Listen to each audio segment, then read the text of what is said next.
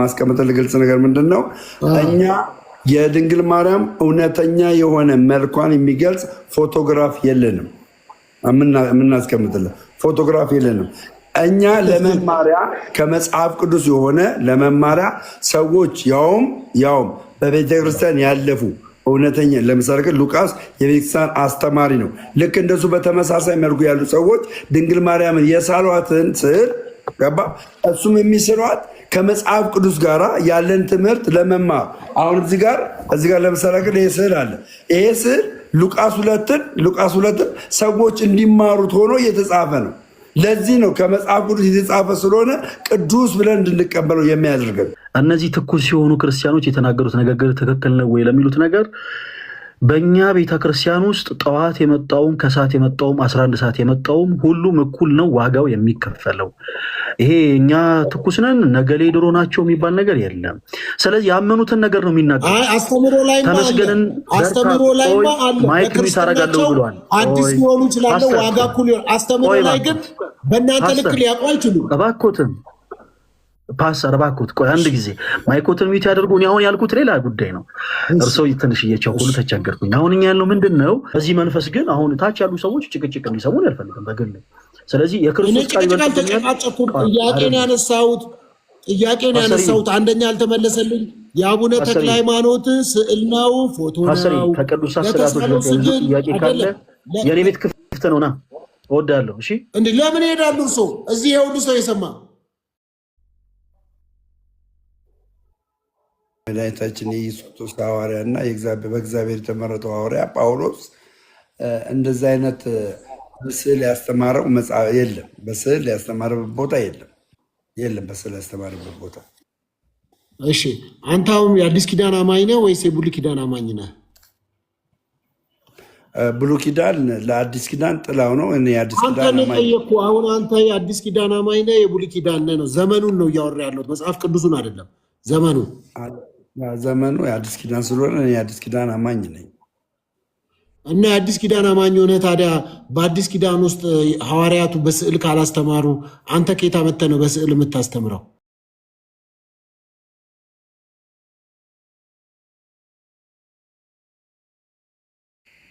ወይ ጎንደር ላይ ሰምተሃል ወይ ብዙ ሰው ጌታን የተቀበለ ነው ጎንደር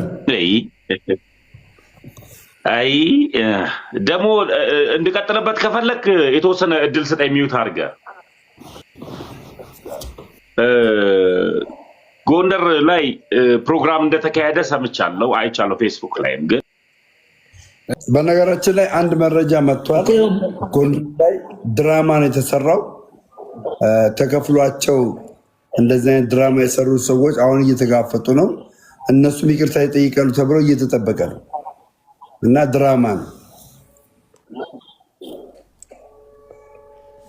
ተከፍሏቸው ነው ማለት እንዴት ነው ይሄ እኮ ልክ ያልሆነ ንግግር ነው ደምረው አይ ከነማተባ መንፈስ ቅዱስ ወረደብኝ ብላ እንደዚህ አትልማ አይ ድራማ ነው ለማለት ምን መረጃ አለ ምክንያቱም በገንዘብ ተከፍሏቸው ጎንደሮች እንዴት እንደዛ አሁን ምንድነው እኔም ተመስገን ፕሮቴስታንት ነበርና የዳነ ሰው በመንፈስ ቅዱስ የተሞላ ሰው ተሞላን በሚለው ማለት ነው ይሞላ አይሞላ አላውቅም ነው ያኔ መናገር በዛ ሰዓት ላይ ቢያንስ በጌታ ቤት ሆነው ከአንድ ዓመት በላይ የቆዩ በመንፈስ ቅዱስ ተሞልተናል ያሉ ኮንፈረንስ ሄዱ አክሽን ያሳያሉ አክሽን ስለዚህ እነዚህ ሰዎች ባለማህተብ ናቸው ጌታ መች እንደተቀበሉ አይታወቅም ኮንፈረንስ ላይ መጥቶ መንፈስ ቅዱስ እንደተሞሉ እንደዚህ ያሉ ይሄ ደግሞ ሮንግ ነው ምን ችግር አለው መስቀል ፕሮቴስታንት ቢያደርግ አንገቱ ላይ ምን ችግር አለው አይሆንማ ለምን አይሆንም ማነው መስቀል ለማድረግ ማነው የሚከለክለኝ እኔን የመስቀሉን ትርጉም ማወቅ አለብህ አንተ ትርጉሙ ታውቃለህ ንገረኝ እስኪ ማነው የሚከለክለኝ የመስቀሉን ትርጉም ማውቃለሁ ማነው የሚከለክለኝ እኔ አንገቴ ላይ መስቀል ሳረግ ምልክት እስኪ ንገረኝ ስለ ማህተም ምልክት ንገረኝ እስኪ ምን ልንገርህ ስለ ማህተብ መስቀል ማሰብ ትፈልጋለህ? ስለዚህ ስለ ማህተቡ ትርጉም ንገረኛ። ትርጉም ሳታውቅ ዝም ብለህ ታደርጋለህ አይደለም? እንደውም ከነገ ጀምሮ አደርጋለሁ። እንደውም አንገቴ ላይ መስቀል ዝም ብለህ የወርቅ አለኝ። የወርቅ ነበር የማረገው። አሁን ግን ከወርቁ ይልቅ የእንጨት መስቀል አደርጋለሁ አንገቴ ላይ። ማን ምን አገባው? እሱ መብት ነው፣ ግን ዝም ብለህ ማድረግ አችልም። መብት ነው፣ መብት አለ። ማንም መከለከለኝ። መስቀል አንገቴ ላይ ማድረግ እችላለሁ። ግን ሶፊ ደምሮ ሊል ያሰበው ነገር ምን እንደሆነ ልንገርህ፣ ቀለል ባለ ነገር ድንገት ከተረዳ ከዚህ በፊት ፕሮቴስታንት ሆነው የተዘጋጀበት ኮንፍረንስ ላይ ከዚህ ተጭነው የሄዱ ሰዎች አሉ ከሌላ አካባቢ እና እነሱ ኮንፍረንሱን ለመካፈል ሲሄዱ ድራማውን ለመስራት ማህተብ አድርገው ልክ አሁን አብዛኛው ሰው የሚመለከተው ማህተብ ወይም መስቀል የሚያደርግ ሰው ክርስቲያን ነው ተብሎ ወይም ኦርቶዶክስ ተዋህዶ ነው ተብሎ ነው የሚታሰበው እና እነዚህ ሰዎችን ነው መንፈስ ቅዱስ እንደወረደባቸው አስመስለው ያው እኔ የሚያንገጫግጭ የሚጥል የሚያንቀጠቅጥ ጥርስ የሚያፋጭ መንፈስ ቅዱስ አላውቅም እና እነዚህ ሰዎችን መስቀል አስደረጓቸው። የተሰራ ሿሿና ድራማ ነው እንጂ እውነተኛ የሆኑ በአካባቢው የሚኖሩ እዛው ጎንደር ከተማና በጎንደር ዙሪያ ያሉ ኦርቶዶክሳዊ እህት ወንድሞቻችን ሄደው የተካፈሉት ፕሮግራም አይደለም። ሊሰራ የተፈለገው አሁን ላይቭ ላይ ስለሆነ ማውራት ስለማንፈልግ እንጂ ጀርባው ላይ የተጻፈው ታፔላው ራሱ የሆነ ቀስቃሽ የሆነ ሀሳብ አለው። ከዚህ መስራት የሚፈልጉት ድራማ ነበረ። ሁላችንም እናውቃለን። የአሰራሩንም ስለምናውቀው መሰራትና ሊሰራበት ሊፈለግ የታሰበውን ነገር ስለምናውቅ ያ ነው አለቀ። በነገራችን ላይ የምነግርህ ምንድነው ርዕሱ ምንድነው የሚለው የታፔላው ርዕስ ሰሜንን ለኢየሱስ የሚል ነው። ሰሜንን ለኢየሱስ የሚል ነው። ሰሜንን ለኢየሱስ ካሉ እስቲ አክሱም ገብተው ጎንደር ላይ ያደረጉትን አክሽን ያደርጉ እስቲ። ይኸው አክሱም ገብተው ጎንደር ላይ ያደረጉትን ምን ችግር አለ እኮ? ያድርጓ። ማድረግ ነው። ምን ችግር አለ? ሰው ማድረግ ነው። አንድ ነው። ሁለተኛ ነገር ደግሞ እናንተ አሁን ሰሜንን ለኢየሱስ መሰጠቱ ምን አናደዳችሁ? ሰሜን ለኢየሱስ ከተሰጠ ቆየ 3000 ዓመት። ሶፊ ሰሜን ተለይቶ ብቻ አይደለም ለኢየሱስ የተሰጠው፣ ምዕራቡም የኢየሱስ ነው፣ ደቡቡም የኢየሱስ ነው፣ ምስራቁም የኢየሱስ ነው። የምነግርህ ጎንደር የሃይማኖት መጀመሪያ ናት። ጎንደር ኢየሱስን ማንም ሳያውቅ ገባ። ኢየሱስ ክርስቶስን ማንም ሳያውቅ ኢትዮጵያ ውስጥ ነው ማወራክ ያወቀችው ታቦት ቀርጻ ያስቀመጠች የመጀመሪያ የእምነት ጅማሬ የተጀመረባት ኦርቶዶክሳዊ ማህተብ የተንቀለቀለባት የታየባት ከተማ ብትኖር ሀገር ብትኖር ጎንደር ናት። ገባ? ያ ማስረጃ አምጣ። ማስረጃ ታብታብ ብቻ አድርጉት። ጊፍቱን ተውትና ታብታብ ብቻ ኋላ ላይ ስለምንቀጥልበት ትምህርት ታሪክን ማንበብ ነው። ገባ አይደለም? የተመሰረተበትን ፋሲል የኢትዮጵያ ታሪክ ማን የጻፈው ታሪክ ላይ ነው። ማን የጻፈው ታሪክ ላይ ነው። እናንተ እኮ ኢትዮጵያ ውስጥ ታሪክ የላችሁ። ገባ? አሁን ለምሳሌ ግን መካነ ኢየሱስ ናት። መካነ ኢየሱስ ቢያንስ 120 ዓመት ይሆናታል ኢትዮጵያ ውስጥ 120 ዓመት። ይሄ ግን ኦርቶዶክሳዊ ማንዴት የተመሰረተባት ጎንደር ፋሲለደስ ከተፈለፈለ ስንት ሺህ ዓመት ነው። ከዛ ሰዓት ጀምሮ ገባርለ ክርስትና በዛ ቦታ ላይ የታወቀበት ነው። ክርስትና በዛ ቦታ ላይ የታወቀው ማን ነው? ክርስቶስ ኢየሱስ የድንግል ማርያም ልጅ ነው። እዛ ቦታ ላይ የታወቀው አምጣ ማስረጃ አምጣ። እንደ አዲስና ከጎንደር እንደጀመረ አምጣ ማስረጃ። ልንገርህ እኮ እየነገርኩህ እኮ እንደ አዲስ መተህ ልክ ኢየሱስ አምጣ ማስረጃ። ክርስትና ኢትዮጵያ ውስጥ ጎንደር ነው የጀመረው ብለህ እንደሌለ አዳምጥ። ኢየሱስ እንደሌለ አድርገህ መናገር በጣም ሼም ነው። ገባ? አፄ ፋሲልን ታውቀዋለህ? አፄ ፋሲልን 14ኛው ክፍለ ዘመን የነገሰ ታውቃቸዋለህ? ስለ ታሪካቸው ታውቃለህ? ስለ ይሄ እንዴት ኢትዮጵያዊ ነው እኮ እዛ ቦታ ላይ ሲነገር ክርስትና እንዳለ ታውቃለህ? 10 አበባ ጋይስ፣ 10 አበባ ከሞን አንተ መጀመሪያ አዳም ትደምረው ምን መሰለህ ችግሩ 10 አበባ ስጧ ጋይስ። የት ነው የጀመረው ክርስትና ኢትዮጵያ ውስጥ? 10 አበባ ጋይስ፣ 10 አበባ ያውይ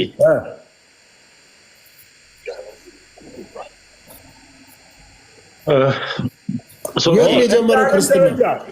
ኦኬ፣ እንደ ዓለም ደረጃ ክርስትና የጀመረው እስራኤል ውስጥ ነው። እንደ ዓለም ደረጃ አማወራ ኢትዮጵያ ስለ ኢትዮጵያ ነው የነገርኩህ። እኔ ስለ ኢትዮጵያ ነው የነገርኩህ። በኢትዮጵያ ክርስትና የጀመረው በሰሜን ክፍል ነው። ከአክሱም ጀምሮ ከአክሱም ስርወ መንግስት ጀምሮ እስከ አሁን ጎንደር አላልክም? አሁን ደግሞ አክሱም አልክ። ደግሞ አዳምጠኛ ብራዘርዬ አዳምጠኝ። እኛ ጎንደር ላይ ገብተህ ማነው ሰሜን ላይ ኢየሱስ ተብሎ መነገር አይቻልም። ኢየሱስን የሚያውቁት ቆይቷል፣ በጣም ቆይቷል። ቢያንስ ከ2000 ዓመት በላይ። እኔ ደግሞ ልንገርህ አይደለም ይኸውልህ ጎንደርና ሰሜንን አይደለም። እኔ ደግሞ እስራኤል የምትባለው ሀገር ራሱ ለኢየሱስ እያልኩ ነው። ክርስትና ተጀመረበት ያልካተም ምንም እኮ አይገርምም እኮ ምንም አይገርምም። ገባ? ለምንድን ነው በዛ ሰዓት ላይ ለምን ተገረም? ሰሜንን ኢየሱስ መባሉ ለምን ተገረም? አዳምጠኝ። ይኸውልህ ሰሜን ላይ ስለ ክርስትና መስበክ ነውር ነው። ገባ? ለምን ክርስትና የገባው ሰሜን ላይ ቢያንስ በጃንደረባው በሐዋርያት ሥራ ምዕራፍ 8 ላይ ያ ጃንደረባ የሰራው ስራ አለ። ያንን ስራ ይዞ ነው የገባው ሰሜን ላይ። ገብቷል ብራዘር? ሰሜን ላይ ኢየሱስን መስበክ አችልም። ሮንግ ነው። ሶማሊያ ክልል ሂድ፣ አፋር ክልል ደቡብ ላይ ከ12ኛው ክፍለ ዘመን ጀምሮ እኚህ ድንቅ አባት የወንጌል አርበኛ በኢትዮጵያ ኦርቶዶክስ ተዋሕዶ ቤተክርስቲያን ውስጥ ትልቅ ስፍራ ያላቸው በሚያስገርምና በሚያስደንቅ መልኩ በተለያየ የኢትዮጵያ ክፍሎች ወንጌልን ያሰራጩ አቡነ ተክለ ሃይማኖት አባታችን በእኛ ላይ ይደርብንና ድንቅ ስራ የሰሩት ከ12ኛው ክፍለ ዘመን ጀምሮ በደቡብ ላይ ነው። ናንጂ ብራዘርዬ ናንጂ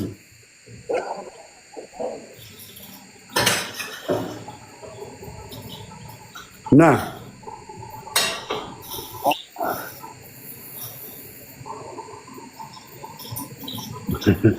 እኛ ለሰሜን ምቀኛ ሆነን አናውቅም። በህይወታችን ለሰሜንም ለደቡብም ለምስራቅም ምቀኛ ሆነን አናውቅም። ባይዘዌ ሶማሊያ ክልል ላይ አብዛኛው ክርስትና ያለው የኦርቶዶክስ ቤተክርስቲያን ትልልቅ አድባራት ትልልቅ ቤተክርስቲያኖች ናቸው። ገብቷቸዋል። እነሱን ተከትለው የኦርቶዶክስን እግር ተከትለው ጅጅጋ ላይ አማሬሳ ከአማሬሳ ወደዚህ ደግሞ አለች ቀብዲ ዳሃር ነው። ቀብዲ ዳሃር ጎዴ የሚባሉ ከተሞች ላይ ገባችሁ። ትልቅ ስራ እየሰራች ያለችው የተዋህዶ ቤተክርስቲያን ናት። ወደድክም ጠላህም ማለት ነው። ገባ? የተዋህዶ ቤተክርስቲያን ናት ትልቅ ስራ እየሰራች ያለችው።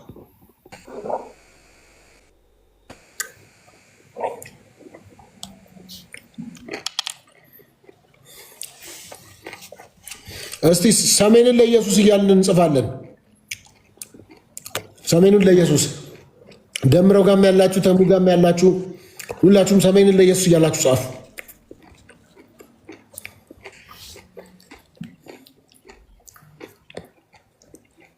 ምንም የተሸፈነ ሰሜንን ለኢየሱስ እያላችሁ ጻፉ። ክርስቶስ ኢየሱስ ከተሸፈነ ቤተክርስቲያን ውድቀት ላይ እንዳለች ደርሰዋል። ዳድ ደርሰዋል። ቆይ እሺ፣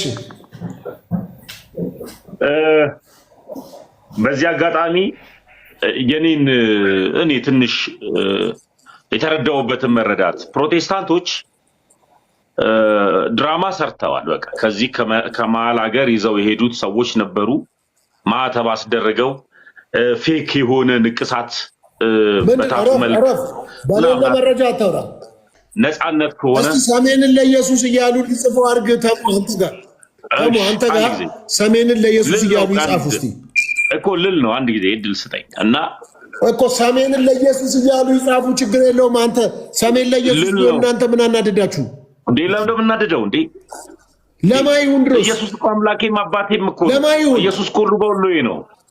ሰሜኑ ብቻ አይደለም፣ ምድረ ሞላው ሁሉ የሱ ነው።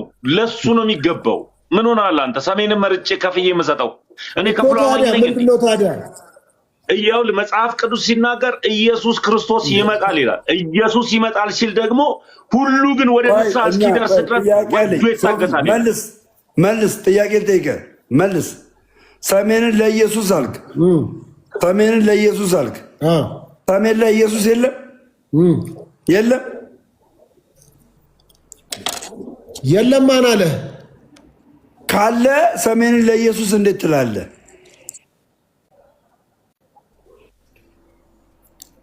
እንዴ ምን እያወራ ነው? ቅድም ነገርኩ። እስራኤል ነው ክርስትና የተጀመረው ብለሃል አይደል? እስራኤል ራሱ ለኢየሱስ ኢየሱስ ሰሜን ላይ የለም ወይ? አለ፣ መላው ዓለም ላይ አለ። መላው ዓለም ላይ ካለ ስፔሲፊክ አድርጋችሁ ሰሜን ለኢየሱስ እንዴት ትላላችሁ? ያለ የለም ብላችሁ እንዴት ትመጣላችሁ? አለ ብለህ ካመንክ ለምን ትመጣለህ? አረ ምድር ሁሉ ለኢየሱስ፣ ሰሜንን ለኢየሱስ፣ ለምንዋ ለኢየሱስ፣ ዓለም ምድር ሁሉ ለኢየሱስ። ስለዚህ ማረጋገጫ በሌለው ነገር ላይ ይኸውልህ፣ ማረጋገጫ በሌለው ነገር ላይ ገባ። ማረጋገጫ በሌለው ነገር ላይ ሰሜንን ለኢየሱስ ብለህ ምን አይነት ኢቫንጀሊካል ሪቫይቫል ልታመጣ ነው የምትሄደው? ምን አይነት ምድርና መላዋ ለኢየሱስ ብላችሁ ጻፉ። ያየው አይነት ነው። ምንም የለም።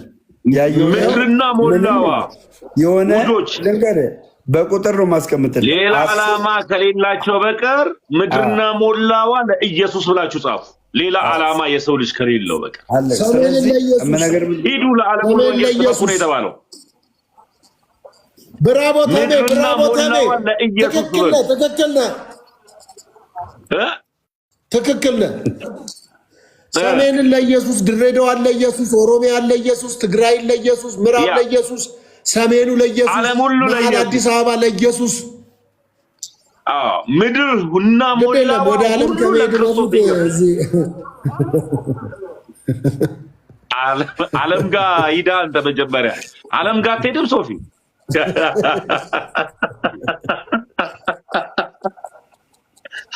ኧረ ዓለም ላይ አተኮርክ እኮ። አይ ሰሜን ላይ እኮ ስታክ ስታደርግ እኮ ነው እኔ ዓለምን የጠራኋት እኮ። ነገርኩ በቃ ይኸው። ትግራይን ለኢየሱስ፣ አማራን ለኢየሱስ፣ ኦሮሚያን ለኢየሱስ፣ ደቡብ ለኢየሱስ፣ ምስራቅ ምዕራቡ ለኢየሱስ፣ ሁሉ ለኢየሱስ። በቃ አሁን ይሄ ነው የሚያስማማን። የሰው ልጅ የሆነ ቦታ የሆነ ለምን ትናደዳላችሁ እናንተ? ፕላን አድርጎ ሲሄድ ልክ አይደለም። ምድርና ሞላዋ የኢየሱስ ናት ለምቢባል እኔ ለምን እናደዳለሁ እንዴ? ክርስቶስ ኢየሱስ ያለውን ግን ትእዛዝን ግን እቀበላለሁ። ምን አለ መሰለ?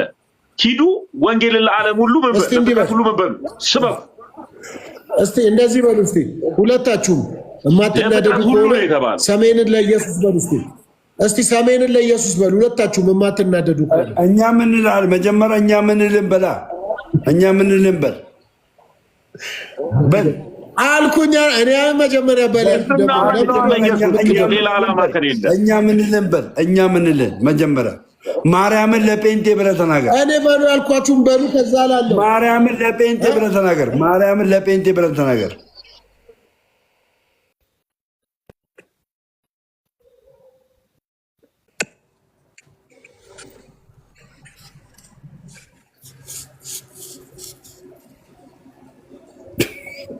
ላሻ አነቀው። አንተ እዚህ ጋር ታነቀ ታውቃለህ? አነቀ። አንዴ ዞረብኝ ይለኛል እዚህ ጋር በልስ። ምን ልበልልህ? ደስ ያለን እላለሁ እኔ። በልበለኝ። አዎ ማርያምን ለጴንጤ በል።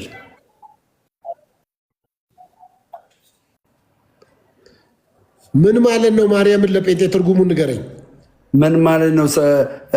ሰሜንን ለኢየሱስ ማለት ትርጉሙን ንገረኝ።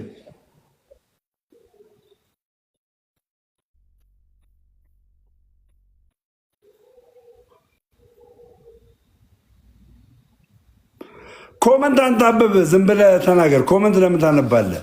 ተናገር ዝም ብለህ። ያ አታንብብ ኮመንት። ቀጥል።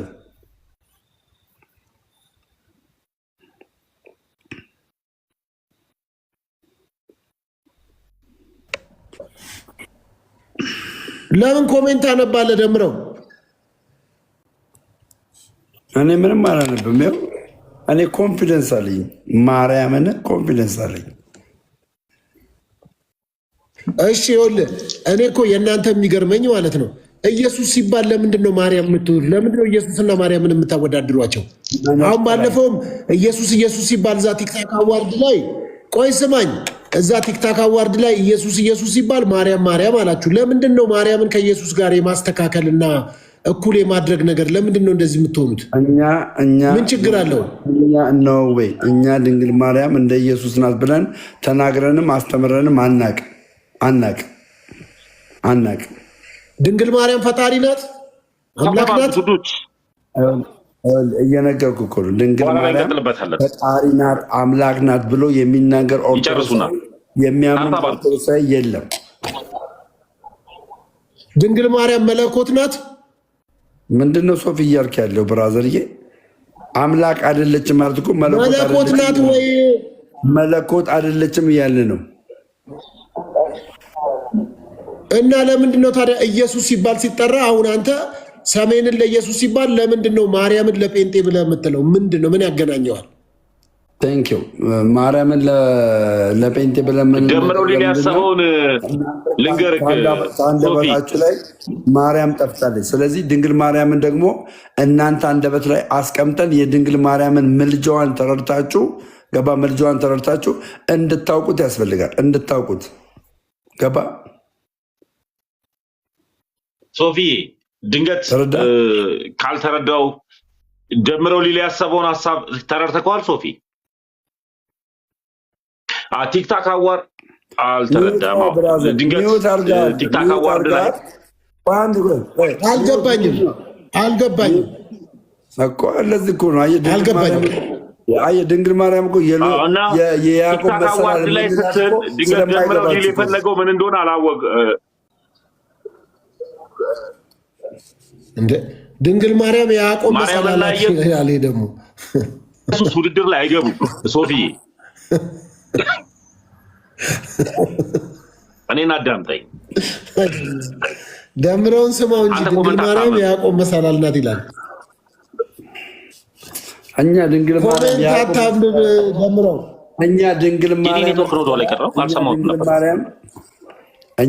ማርያም ማለት ነው የመዳናችን ምክንያት የሆነች ምክንያተ ድኅን የምንላት ማንኛውም ሴት ያላገኘውን ጸጋ ያገኘች ከእግዚአብሔር ዘንድ በተለየ ሁናቴ የተመረጠች የተለየች እናታችን ቅድስት ድንግል ማርያም ሩሩሃ፣ ቸሯ፣ ደጓ እናቴ ማርያም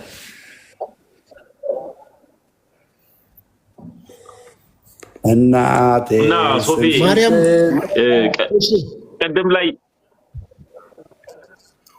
ላይ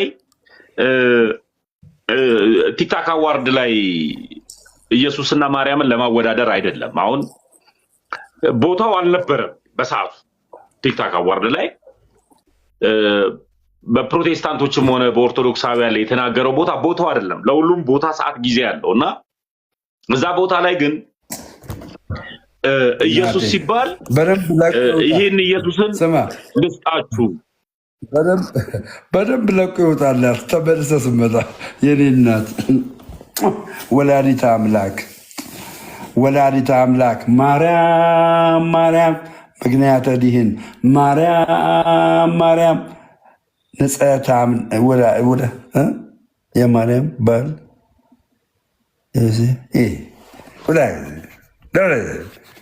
ይሄ ክፋታችሁን ይዛችሁ እናንተ አሁን የዘላለም ሕይወት አለን ትላላችሁ። ውጣ ማርያም ማርያም ብዬ ስምሽን ልጥራው አይደገምግበኝም ስደጋግመው አሁንም ጠራሁሽ አላስችል ቢለኝ ታውቂዋለሽ ድንግል እናቴ ስትወልደኝ ታውቂዋለሽ ድንግል እናቴ ስትወልደኝ ማርያም ማርያም ማርያም ማርያም ማርያም ማርያም ብዬ ስምሽን ልጥራው አይደጋገመኝም ብደጋገመው አሁንም ጠራሁሽ አላስችል ቢለኝ ታውቂዋለሽ ድንግል እናቴ ስትወልደኝ ታውቂዋለሽ ድንግል እናቴ ስትወልደኝ ማርያም ማርያም ማርያም በርበናት ኮመንቱን አጥለቅልቀው ማርያም ማርያም ማርያም እያልክ ማርያም ማርያም ማርያም እያልክ ይህንን የመናፍስትን ራስ ምታት የሆነችውን ድንግል ማርያምን አጥለቅልቅልኝ። ኮመንቱን አጥለቅልቀው ነው የምልህ፣ አጥለቅልቀው ብራዘር። እኔ በማርያም ምልጃ ነው ኦርቶዶክስ የሆንኩት። ግልጹን ነው የምነግርህ። በማርያም ምልጃ ብራዘር፣ በማርያም ምልጃ የድንግል ማርያም በረከቷ ረድኤቷ ሁል ጊዜ ከቤቴ እንዳለኝ ሁል ጊዜ እንኳን ለእኔ አይደለም ለጓደኛ እንደሆነች በጣም የሚገርማችሁ ማለት ነው። ለጓደኛ እንደሆነች ድንግል ማርያም በሕይወቴ ላይ ትልቅ የሆነውን ፈተና የናደች እግዚአብሔር በሰጠ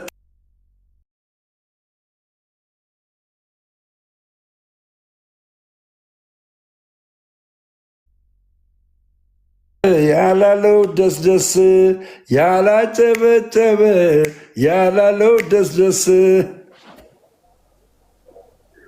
ድንግል ማርያም እንግዲህ ቆንጆ ነገር ነው ያነሳኸው። ደምሮ ቆያ አሪፍ ነገር ነው ያነሳኸው። እንግዲህ መብራን ድንግል ማርያም እኔ ቤት አጥለቅልቅ ማርያም ማርያም እያልክ ወንድሞቼ አጥለቅልቀው ነው የምልህ። አጥለቅልቀው ያለ ድንግል ማርያም ችግር የለም። እኔ ጋር ለምን መሰለኝ ስለ ድንግል ማርያም አዳምጠኛ። ስለ ድንግል ማርያም መጽሐፍ ቅዱሳዊ ይዘት ያለው ነገር ልንገርህ። ይኸውልህ ድንግል ማርያም እኛ ኦርቶዶክስ አንድ እኔ ጋር እንዲጽፉልህ ብዬ ነው። እኔ ጋር ያላችሁ ሰዎች በሙሉ ማርያም እያላችሁ ይጽፋሉ። ይኸው ይጽፋሉ እኮ። ታዲያ አንተ እንዴት ነው የምታስበው? ማርያም እኮ የጌታዬ መድኃኒቴ የኢየሱስ ክርስቶስ እናት ናት እኮ። አዳምጥ። አንተ እናት ናት ብለህ ነው የምታምነው። እናት ብቻ አይደለችም። ባይገርምህ ለሰዎች ደራሽ የሆነች ሰው ችግር ውስጥ እንዳይገባ እንዳይዋረድ ፈጥና የምትመጣ ገባ ፈጥና የምትመጣ ልጇ ደግሞ የተናገረችውን ቃል የሚያዳምጥ አሁን አምና የምትናገር ተናግራ አፍራ የማታውቅ እናት ናት። እኛ ያለን እናት አንተ ይህንን ዘርዝር አትናገርም። አየህ በድንግል ማርያም መዋረድን እንደምታገኝ ነው የምታውቅ። እኛ ግን በድንግል ማርያም መክበርን ነው የምናውቀው። መክበርን የዘላለም ሕይወት በድንግል ማርያም ገባ በልጇ በክርስቶስ እንድናገኝ ምክንያታችን ናት። የዘላለምን ሕይወት እንድናገኝ ምክንያት ናት። ይኸውልህ ኃጢአት የመጣብን በሔዋን ቦታ ነው። ሔዋን ባደረገችው ነገር ኃጢአት መጣብን። ድነታችንን ደግሞ ያገኘነው ምክንያት የሆነችልን ድንግል ማርያም ናት። ድንግል ማርያም ማርያም ማርያም ማርያም እናቴ ትሙት። ይኸውልህ ድንግል ማርያም ልንገር አይደለም እዚህ ዮሐንስ ወንጌል ምዕራፍ 2 ላይ ምናልባት አንተ ታሪኩን ታውቀው ይሆናል። ታሪኩን ብቻ ነው የምታውቀው። ነገር ግን የድንግል ማርያምን ኦቶሪቲ አይተዋል። ስልጣኗን አይታል። እዛ ጋር ስልጣኗን ምን ያክል ጸጋ እንዳላት አይተዋል። እነዛ ሰርገኞች ሊዋረዱ ባሉበት ሰዓት ላይ ውርደታቸውን ተመልክታ ማንም ሳይነግራት ማንም ቀለዋል እኮ በሰፈሩ ዘንድ ቀለዋል። ፍሪታይ ሰላም ብያለሁ። ቀለዋል እኮ በሰፈሩ ዘንድ አይታል። ነገር ግን ያንን ነገር ማለት ነው ያንን ውርደታቸውን ድንግል ማርያም ማየት ስላልፈለገች ሄዳ ለልጇ ነገረችው። ልጄ የወይን ጠጅ እኮ አልቆባቸዋል አለችው። አየህ ያ የወይን ጠጅ ታሪክ ቀያሪ ጠጅ ነው። ያ የወይን ጠጅ የሰውን ክብር የሚያመጣ ነው። ያ የወይን ጠጅ ትልቅ ነገር የሚያደርግ ነው። ያ የወይን ጠጅ ገባ። ያ የወይን ጠጅ ተመልከት። ከዛ በኋላ አንቺ ሴት ከኔ ምን አለሽ አላት። እናንተ ግን ይህንን ቃል ይዛችሁ ታላግጣላችሁ፣ ታሾፋላችሁ። የተለያየ ነገር ትናገራላችሁ። ነገር ግን አንቺ ሴት ከኔ ምን አለች ሲላል እናንተ የሚመስላችሁ በዛ ሰዓት ላይ ኢየሱስ እንደማይቀበላት አድርጋችሁ ነው የምታስቡት። ኖ አይደለም፣ አይደለም። ገና ብዙ ስራ ከአንቺ ጋር እንሰራለን። ገና ስራዬን አልጀመርኩም። ገና ማዳመጥሽ ነገር አለ። ገና ለህዝብሽ ስትናገሪ ስትለምኝ ሰማሻለሁ። ቃልሽን አዳምጣለሁ፣ ቃልሽን እሰማለሁ። ገና ብዙ ታሪክ እንሰራለን ከአንቺ ጋር እያላት ነው። ከዛ በኋላ ግን ምን ብሎ ሄደች? ምን ብላ ሄደች? የሚላችሁን አድርጉ አለች። ለምን ኢየሱስ ክርስቶስ እንደሚያደርግ በምኑ አውቃ? በምናቧ አይደለም፣ በጸጋዋ አውቃ። አየ በጸጋዋ። እናንተ ግን ተገዶ እንዳደረገ ትቆጥራላችሁ። ኖ የማርያምን ኦቶሪቲ ስለሚያውቅ ነው ሄዶ ያንን የወይን ጠጅ ያለቀባቸውን የወይን ጠጅ በክብር በክብር ከመጀመሪያው ይልቅ እርሱ እንደገና በተአምራት ያመጣው ድንቅ ሆኖ ያ ሰርግ እንዳይዋረድ ያ ሰርግ ብዙ ነገሮች እንዳይገባ ምክንያት ሆነችልን ድንግል ማርያም። ለእኔም እንደዚህ ናት ወንድሜ። ደመረው ሊዋረድ ነበረ። መቼ? ኦርቶዶክስ ከሆነ በኋላ። ደመረው ሊቀል ነበረ። መቼ? ኦርቶዶክስ ከሆነ በኋላ። እና አልተዋረደም እንዴ? አዎ አልተዋረደም። ለምን? ድንግል ማርያም ድግፍ አድርጋ በዘርፋፋ ቀሚሷ ሸፈን አድርጋው ያ የተወረወረው ፍላጻ ዞር አስደረገችልን። የኔ እናት ሁልጊዜ እናገራለሁ ስለ ታምራቷ። ሁልጊዜ እንኳን ለእኔ ብቻ አይደለም፣ እንኳን ለእኔ ብቻ አይደለም፣ ለጓደኛዬ ነው የምልህ። ለጓደኛዬ ያደረገችውን ድንቅ ነገር እናገራለሁ ሳላፍር ሳልሸማቀቅ። ይመስላል ይህን እየነገርኩ ያለሁት እኮ መጽሐፍ ቅዱሳዊ ታሪክ ነው እኮ የምነግርህ። መጽሐፍ ቅዱሳዊ በመጽሐፍ ቅዱስ ያለችውን ድንግል ማርያምን ነው። ተረት ተረት ትለኛለህ። ኖ መጽሐፍ ቅዱስ ተረት ተረት ነው እንዴ? ብራዘር ነው እንዴ? አይደለም። መጽሐፍ ቅዱስ ተረት መንፈስ ያለበት ነው። ቅዱስ የሆነ ነው እንዴ። በተአምረ ማርያም የሆነውን ነገር ልንገርህ እንዴ። ለዚህ እኮ ነው ተአምረ ማርያም በኢትዮጵያ ኦርቶዶክስ ተዋሕዶ ቤተክርስቲያን ያልተዘጋው። ለምን? የተአምራት ማብቂያ የለም። ገና የሚቀጥል ነው ተአምራቱ። ገና የሚቀጥል ነው። የሚቆም አይደለም። የማ ተአምር ብትለኝስ? የቅድስት ድንግል ማርያም ተአምር ለሰዎች አንዳንድ ቦታ ላይ የሄደች ቅድስት ድንግል ማርያም የሆነ ነገር ሰፕራይዝ ታደርጋቸዋለች። ይደንቃቸዋል ይላሉ። አቤት አንዳንድ ጓዳ ስትገባማ የሚደንቅ ነው የድንግል ማርያም ጸጋ። አቤት ስጦቷ ድንቅ እኮ ነው ወንድሜ፣ ድንቅ ነው እኮ። ስንቶቹን እኮ ማህፀናቸውን ከፈተችላቸው። ስንቶቹን ለ10 ዓመት የተዘጋ፣ ለ15 ዓመት የተዘጋ፣ ለ11 ዓመት የተዘጋ የልጅ አባት አደረገች፣ የልጅ እናት አደረገች።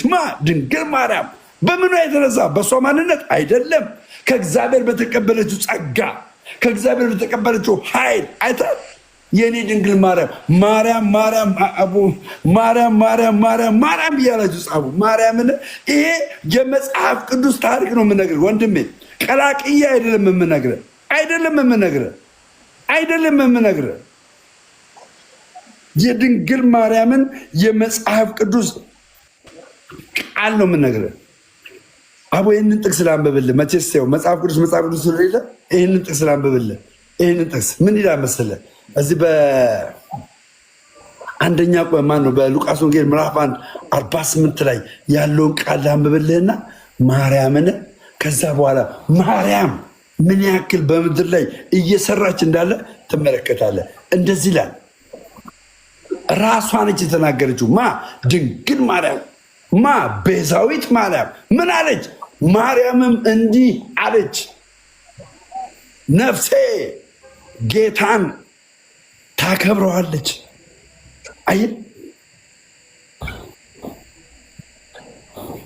እችን የምታያት ድንግል ማርያም የመጀመሪያዋ ዋነኛዋ ነገር ምን እንደሆነ ታውቃለህ? ጌታዋን የምታከብር ናት። ጌታዋን የምታዋርድ አይደለችም፣ የምታከብር ናት። ጌታን ደግሞ የምታከብር ከሆነ የሚያከብሩኝን አከብራለሁ ብለዋል እግዚአብሔር አምላክ። ገብቷል?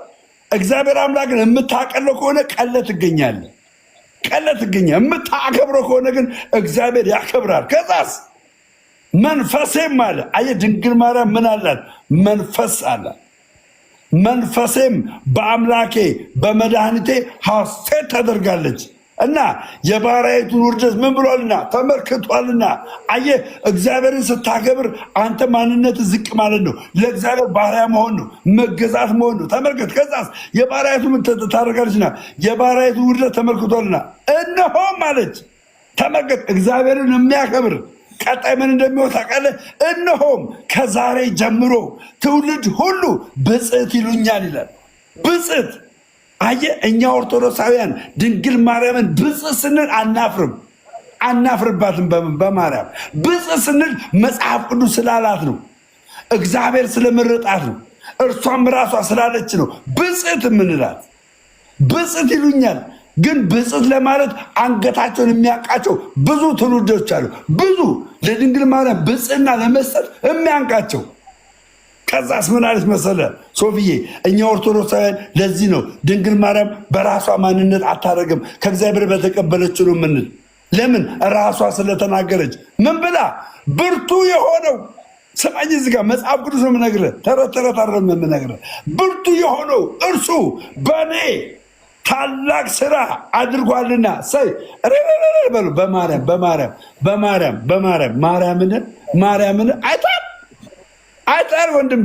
ብርቱ የሆነው ሚውት አድርገኝ ነው እንደምታወራኝ። ሚውት ለምን ታደርገኛለህ? ሚውት ለምን ታደርገኛለህ? አሜዚንግ እኔ አንተን ነው አንተን ማርያምን። እሺ ኧረ እኔ አንተን አላረኩም። ደሜ እንዳትሳሳት ጠይቅ። አላረኩም። ብርቱ የሆነው እርሱ በእኔ ታላቅ ስራ አድርጓልና ስሙም ምንድን ነው አለች? ቅዱስ ነው አለች። አየህ እርሱ ታላቅን ስራ ለማድረግ ማንን መረጠ? ማርያምን። ሰዎች በማርያም ታላቅ ስራ ሲደረግ ግራ ይጋባሉ፣ ይደናገጣሉ። ነገር ግን መጽሐፍ ቅዱሳዊ ነው። የድንግል ማርያም ታላቅ ስራ መሆን መጽሐፍ ቅዱሳዊ ነው ወንድሜ፣ መጽሐፍ ቅዱሳዊ ነው። ድንግል ማርያም ታላቅ ስራ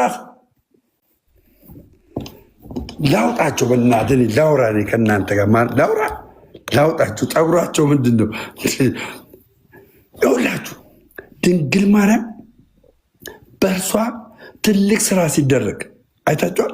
የማን ሀሳብ ያለበት ነው? የእግዚአብሔር አምላክ። አንተ ብቻ እኮ እያወራህ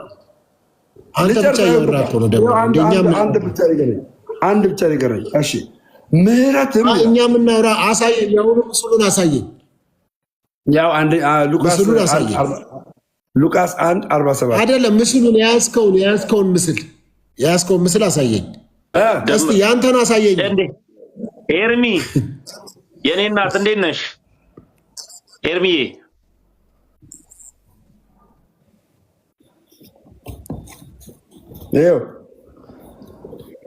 እሺ ያንተን አምጣው።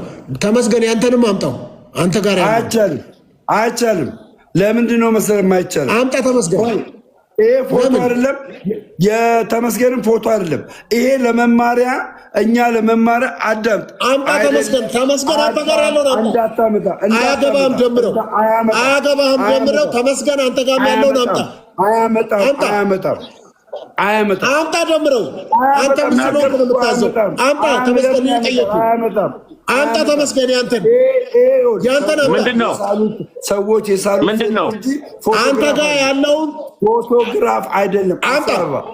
አስራባ ቶሎ ብሎ አስራባ ምንድነው?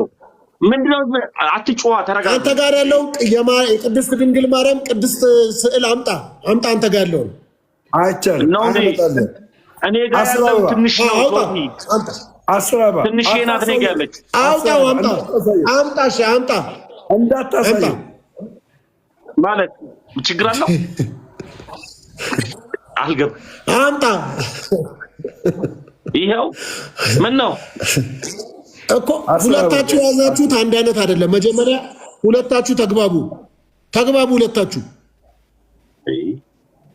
እኔ ልመልስ ለዚህ ላይ ሀሳቡ ላይ ዳድ ተግባቡ። ሁለታችሁ መጀመሪያ የተለያየ ነው የያዛችሁት አይደለም። ተግባብተን ያለውን ሀሳብን እኔ ጋር ያለውን ሀሳብን ላስረዳህ። እኔ ልመልስልህ።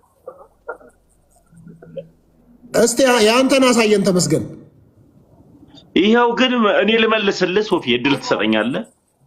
በደንብ አሳየን። አይታይም። ለምንድን ነው በደንብ አሳየን? እንደዚህ አድርገን እንደደምረው። እሺ ትንሽ ብርሃኑ ከእንትን ካለን ይሄው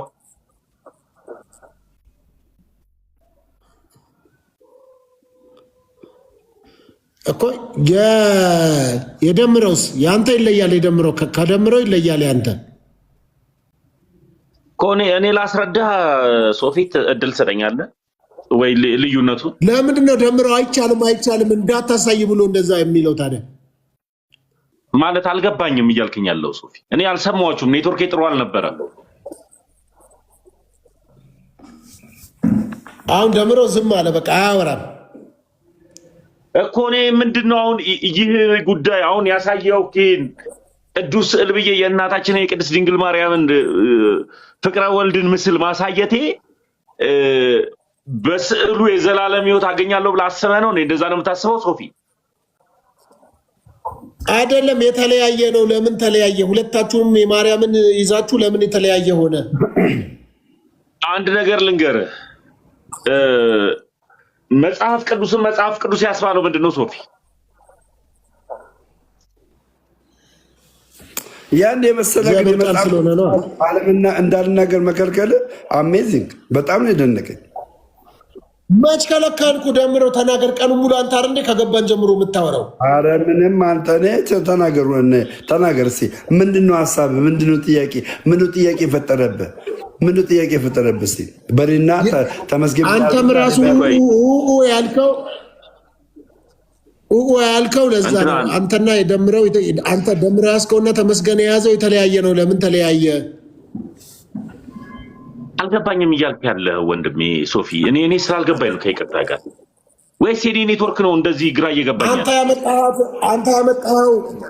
አንተ ያመጣኸው ቅዱሳን ስዕልና እሱ ደምረው የያዘው የተለያየ ነው። ችግር የለውም። በዚህ ጉዳይ ላይ ዲያቆን ዘማርያምን ልጋብዘው። ያስረዳህ ጥያቄ አለ ሶፊ? ጋብዘው። ጥራው እኮ አይደለም። ለምን መሰለህ ይሄን ያልኩት? ለምን እንዳልኩ ልንገርህ። ሞር ዲያቆን ዘማርያም ትላንትና አይተሃል።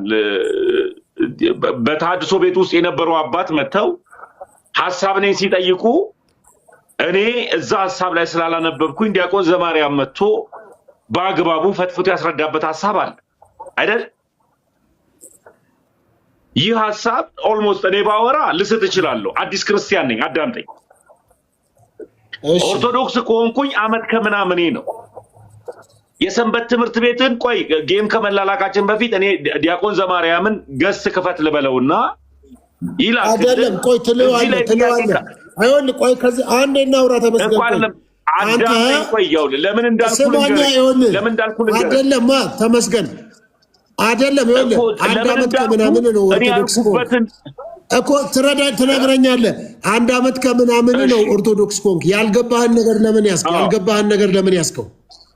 በጣም እኔ የገባኝ ነገር ይኸውልህ፣ እኔ የገባኝን ነገር ባስረዳ ላንተ በሚገባ መልክ ልትረዳው ትችላለህ። እኔ ውስጥ የገባኝ እውነት አለ ስለ ቅዱሳን ስዕላት። ግን ሞር ታች ላይ ያሉት ላንተ ብቻ ሳይሆን ታች ላይ አንተ ጋር ያለ 10 ሰው ሊሆን ይችላል፣ እኔ ጋር ያለው 10 ሰው ሊሆን ይችላል፣ ደምረው ጋር ያለው 10 ሰው ሊሆን ይችላል። 30 ሰው ግን 30 አይነት አስተሳሰብ ስላለን ጥርት ያለ የቤተ ክርስቲያን ማስተማር የሚችል አንተ የገባህ ለምንድን ነው የገባህ? ምን አለ መሰለ ሶፊ፣ በመጮህ ወንጌል የሰራን ከመሰላችሁ ተሳስታችኋል። ውሃ ነው የሚጠማችሁ። መጮህ አይደለም ወንጌል፣ ተረጋግቶ ተግባብቶ ማውራት ነው ወንጌል። አሁን እኔ እየጮኩ ማውራት አልችልም፣ አልተማርኩም እንደዚህ እየጮኩ ማውራት። ከዚህ በፊት ጮህ ነበረ፣ እንደ ቆርቆሮን ጫጫው ነበረ። እሱ ለኔ ሰላም አይሰጠኝም። እኔ በአግባቡ ልመልስልህ፣ ድምፅን ዝቅ ብለህ አዳምጠኝ። እሺ ቆይ እንዲህ ላድርጋ። እሺ ይኸው እንዲህ ላድርግ። እሺ ቆይ እንድትመለስ ወንድሜ ተመስገን፣ የጌታ ልጅ፣ ለምንድን ነው ያልገባህን ነገር ዓመት ከምናምን የያዝከው? እሺ የተከበሩ ፓስተር ሶፎንያስ ሞላልኝ፣ እስካሁን ድረስ የያዝኩት ነገር ምንድን ነው? እኔ የገባኝ እውነት ለአንተ ባስረዳ ለአንተ ብቻ በምንግባባበት ቋንቋ ይገባሃል። ነገር ግን እዚህ ጋር የሰው ልጅ ሶስት አይነት መረዳት አለው። ፈጥኖ መረዳት፣ ዘግይቶ መረዳት፣ መካከለኛ መረዳት። እኔ የገባኝ እውነት ጋር ለመድረስ መካከለኛና ዝቅተኛ መረዳት ያለው ሰው ይኖራል። የሰው ልጅ በሶስት አይነት መረዳት ውስጥ ስላለ ይሄንን ሁሉ ግን ረቀቅ አድርጎ ሊያስረዳና ሊያስተምር የሚችል ትክክለኛ የቤተ ክርስቲያን አስተምህሮ ያለው እንዴት ምዕመኑን ሰብሰብ አድርጎ ማስተማር በሚችለው ከሰንበት ትምህርት ቤት ጀምሮ እስካሁን ድረስ እስከ ድቁና ድረስ ደግሞ ትዳር ከያዘ በኋላ ደግሞ በመምህርነት እያገለገለ ያለ ወንድማችን ዲያቆን ዘማርያም ወይም ደግሞ ዲያቆን ቴዲ አለ እና ግባ ሆስት ከፍተ ቢዚ ካልሆነ በነገራችን ላይ ቢዚ ሊሆን ይችላል። የሰው ልጅን ይመጣል ብዬ ላላስብ ይችላል። ግን ደውዬለት ቅዱሳን ስዕላት ላይ ጥያቄ ካለ በሚገባ መልክ ከተለያዩ አይነት መጽሐፍቶች አንስቶ ስፔሻሊ ደግሞ ሉተራውያንና ፕሮቴስታንቶች ቅዱሳን ስዕላትን እንዴት እንደሚቀበሉ አድርጎ ፍትፍት አንተ ያስተምርልኛል። ከዛ በኋላ እኔ የገባኝ እውነት ይገባሃል ማለት አለቀ እኮ። አንተ ለምን አትነግረንም? አንተ ስዕሉ ለምንድን ነው ያስቀው? አንደኛ ነገር እኔ መጠየቅ የፈለኩት አንተንም ብቻ ሳይሆን ለምንድን ነው የሁለታችሁ ለምን ተለያየ? የመጀመሪያው ጥያቄ ለምንድን ነው ተለያየ? እሱን ልመልስልህ እየመለሰልህ እኮ ነው። ምን አታዳምጠውም አንተ? ማዳመጥ እኮ ነው ያቃተህ። እሱ እኮ እየመለስልህ ሶፊ ይኸውልህ 12ኛ ክፍል ላይ እንደ ሴክሽን የአንደኞች አንደኛ የወጣው ልጅ ዲግሪ አይሰጠውም። 12ኛ ወጣው ልትል መስሎኝ ነው እኮ። ኖ አንተ ወጣሃል 12ኛ ክፍል ላይ አዳምጠኝ ሶፊ 12ኛ ክፍል ላይ እንደ ሴክሽን እንደ ኦል ሴክሽን አንደኛ የወጣው ልጅ ዲግሪ አይሰጠውም። አንደኛም ወጣ የአንደኞችም አንደኛ ሆነ ዩኒቨርሲቲ መግባቱ አይቀርም። እኔ ጎበዝ ተማሪ ሆኜ ኦርቶዶክስ ሆኛለሁ።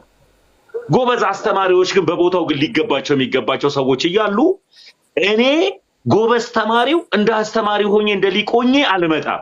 ጎበዝ አስተማሪዎች ስላሉ ቤተክርስቲያን ከበቂ በላይ ሊቃውንቶች ስላሏት ከበቂ በላይ አስተማሪዎች ስላሏት እነሱን መጋበዝ ይችላልው ነው ወንድሜ ሶፎንያስ። አንተ መልስ የኔን እኮ አስረዳው እኮ እኔ እናንተ የክላስ ሴክሽን አይደለም እያስኩኝ ያለሁት። መጽሐፍ ቅዱስ ሲናገር ልጄ ሆይ አንተ ግን በተማርክህበትና በተረዳህበት ጸንተህ ኑር ነው የሚለው። እኔ ግዴታ አሁን የመኖር ነው እንደ አዋቂ አድርጎ ማውራት አይደለም እኔ ማስፈልገኝ። ያወቁትን ግን ሊያስተምሩ የሚችሉ ሰዎች ግን አሉ። እነሱን ኢንቫይት ላደርግልህ ወይ ነው የኔ ጥያቄ። አዎ ወይም አይደለም በለ።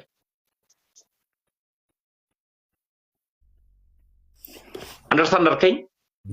ኦኬ አንድ ግልጽ ነገር ላስቀምጥላችሁ ቤተሰቦች፣ ግርታ ምናምን እንዳይፈጠርባችሁ ግልጽ ነገር ስናስቀምጥላችሁ አይታችሁ ከሆነ ድንግል ማርያም በነበረችበት ሐዋርያቶች በነበሩበት ሰዓት የፎቶ ቴክኖሎጂ የለም። ገባችሁ? የፎቶ ቴክኖሎጂ የለም። በመጀመሪያ ደረጃ ድንግል ማርያምን በስዕል ደረጃ ስሎ ያስቀመጣት ማን ነው ይባላል? ዶክተሩ ሉቃስ ነው። ሉቃስ ነው የሳላት ድንግል ማርያምን። ግን አሁን እኔ ደምረው አሁን አንድ አባት ናቸው የደወሉልኝ። አሁን አንድ አባት ደውለው እሳቸው ናቸው ያቋረጡኝ። ይኸውልህ እሳቸው ደወሉና አሁን አቋረጡኝና ተመስገን የያዘው የመቅደላዊት ማርያምን ነው፣ ተደምረው ደግሞ የያዘው ትክክለኛዋ ሉቃስ የሳለውን ነው። አሁን ግልጽ ነገር ነው የማስቀምጥልህ። ግልጽ ነገር ምንድን ነው? በተረፈ ደግሞ መምህር ፈለገ መጥቷል፣ ዲያቆን ፈለገ መጥቷል። ዌልካም ባክ ዲያቆን ፈለገ፣ ጤና ይስጥልኝ። ደሜ እንዴት ነህ?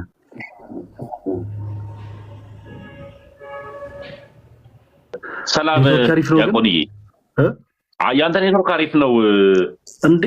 ዲያቆን ፈለገ እንዴት ነው? እግዚአብሔር ይመስገን። በጣም ይገርማል። ኦርቶዶክሳዊ ወንድሞቼን ካየሁ እጅግ በጣም ረዥም ጊዜ ሆኖኝ ነበረ እና ሶስታችሁንም ኦርቶዶክስ የሆናችሁ ወንድሞቼን ስላየኋችሁ እጅግ በጣም ደስ ብሎኛል። እንዴት አላችሁ? እግዚአብሔር ይመስገን ወንድሜ ፈለገ። ሰላም ለእናንተ ይሁን። የተወደዳችሁ የእግዚአብሔር ቤተሰቦች እንደምን አላችሁ? ሰላም ለእናንተ ይሁን። መምህር ዲያቆን ፈለገ ሰላም ብያለሁ። ጉዶች ከወጣሁኝ ከወጣሁኝ ተመልሼ እገባለሁ። ግን 4 ደቂቃ ከምናምን አለኝ የኔ ውዶች። ይቀጥሉ ዲያቆን። እሺ ተሙዬ ስለምን እያወራችሁ ነበረ? ምናልባት በደንብ ስላልሰማችሁ ዝም ብዬ የማይሆን ነገር ይቀጥል። ስለምን እያወራችሁ ነበረ? እንደ አጋጣሚ ሆኖ ዲያቆን ፈለገ ማነው ሶፊ ጥያቄ የፈጠረበት ምንድን ነው? አይ ይሄ የዘበኛ ልብስን አውልቀ መምጣት ትችላለህ አሁን የማስመሰል እንትን ወጋውልህ እና ከኔ ጋር ሲያወራ ነው ይሄን ሻርፕ የሚለብሰው። አይዶን ለምን እንደሚለብሰው ይልበሰው። ታሙ አንተ ሀገር ይቀጥል አስረዳኝ። እና ደምረው የእናታችንን የቅድስት ድንግል ማርያም ፍቅረ ወልድ ቅዱስ ስዕል አንስቶ ሲያስረዳና ሲያስተምር ነበርና አንተ ጋር የቅድስት ድንግል ማርያም ስዕል አለ ወይ ሲለኝ አጋጣሚ ሆኖ እኔ ጋር ያለችዋ ትንሿ ስለሆነ እሷን አሳየሁት። ይለያያል ቅዱሱ ስዕል ሲለኝ እኔ የተማርኩበትና የተረዳውበት ለኔ በራሴው ልክ ካንተ ጋር ግን ላይቭ ባንገባ ልትረዳው በምትችለው ልክ ላስረዳ እችላለሁ። ታች ላይ ግን ብዙ አይነት መረዳት ያላቸው ሰዎች ስላሉ ቤተክርስቲያንን በአግባቡ ማስረዳትና መረዳት የሚችሉ ዲያቆናት ወይም ደግሞ መምህራኖች እነሱ መጥተው ያስረዱ። እዚህ ጉዳይ ላይ አላወራም ነው። ለምን ቢባል እኔ አዲስ ክርስቲያን ነኝ። ኦርቶዶክስ ኮንኩኝ ዓመት ከምናምኔ ነው። እንደ አዋቂ ሳይሆን እንደ ጎበዝ ተማሪ ነው የማዳምጠው። እንደ ጎበዝ ተማሪ ነው ላወራ የምችለው የሚል ሐሳብ ነው። ስለ ቅዱሳን ስዕላት ነው ጥያቄ ያለበትና ያም ቅዱስ ስዕል ለምን የእናታችን የቅድስት ድንግል ማርያም ቅዱሱ ስዕል ተለያየ? በየቦታው የተለያየ አይነት ቅዱስ ስዕል ነው ያለው ነው የሶፊ ጥያቄ። ያ ነው ወንድማችን ዲያቆን ፈለገ አትናቴዎስ። እሺ ተሙይ በጣም ነው የማመሰግነው። ተሙይ በጣም ትልቅ ንግግር ነው የተናገርከው ለዚህች ቅድስት ቤተክርስቲያን ገና በመንፈስ የተወለድክ ወንድማችን። ስለዚህ እንደ ቤተክርስቲያን ልጅነት ሁሉን ነገር አውቃለሁ አላልክም። የሆኑ ሀሳቦች ሲኖሩ ቤተክርስቲያን መምህራኖች ስላሉ እነሱ ይናገሩ ማለት እጅግ በጣም አሪፍ ነው፣ ሊበረታታ የሚገባ ሀሳብ ነው። ወንድማችን ፓስተር ሶፊ ምንድን ነበረ ከስርዓት ጋር ተያይዞ ጥያቄ? ይለያያሉ ብቻ ነው ጥያቄው ወይስ ወንድማችን ፓስተር ሶፊ ሌሎች ጥያቄዎች ምን አሉ? በትሽል ፎቶውን ትተኸው አውልቀኸው ጥያቄዎችን ብቻ ብትጠይቀን በጣም ደስ ይለናል። ካልሆነ ምንድን ነው ከስርዓት ጋር ተያይዞ ጥያቄ ፓስተር? አመሰግናለሁ ስለተሰጠኝ እድል እጅግ በጣም ሶፊ ፈለጊ ከወጣኝ ግን ተመልሼ እገባለሁ። እሺ 1 ደቂቃ ነው የቀረኝ። እንደገና ከፍቼ እገባለሁ። ከወጣሁ ቀጥሉ። ይቅርታ። እሺ ተሙዬ በመጀመሪያ በጣም ደስ ብሎኛል ስላገኘው ይሄን እድል አግኝቼ እንደው ለመማር እድል ስላገኘው ደስ ብሎኛል። ወንድማችን ደምረው ነው ነገሩን ያመጣው። ቅድስት ድንግል ማርያም ፍቅረ ወልድ ብሎ ምስል ይዞ የዮሐንስ ወንጌል ምዕራፍ 2ን ጠቅሶ ድንግል ማርያም እንዴት እንደማለደች ስለ ስዕሉም ዶክተር ሉቃስ የሳለው ነው እና ኤግዛክትሊ ደግሞ ይሄ የቅድስት ድንግል ማርያም ስዕል አይደለም፣ ፎቶዋ አይደለም፣ በምሳሌ ነው። መጽሐፍ ቅዱሱን በስዕል ያሳየን፣ ለዛ ነው ቅዱሳን ስዕል ብለን የምንጠራው ብሎ ደምረው እያስረዳኝ ነበር። እኔ ደምረውን አልተቀበልኩም ስላልጣመኝ፣ መጀመሪያ ደረጃ ደምረው እኔ ውስጥ የከተተው እውቀት ትክክለኛ ነው ወይ የሚለውን አንተ እንድታጠናልኝ እፈልጋለሁ። ምክንያቱም ገና ትኩስ ልጆች ናቸው ስላልክ ቅድም፣ አሁን ገና ትኩስ የተወለዱ ስለሆኑ ይሄን ነገር ልክ ነው ወይ የሚለውን መስማት እፈልጋለሁ ከአንተ ማረጋገጫ። ከዛ ሲቀጥል ደግሞ የደምረው የያዘውን ቅዱሳን ስዕል አየውና ተመስገን እስቲ አንተን የሚያሳየኝ ስለው የተመስገን ይለያል ደምረው ከያዘው።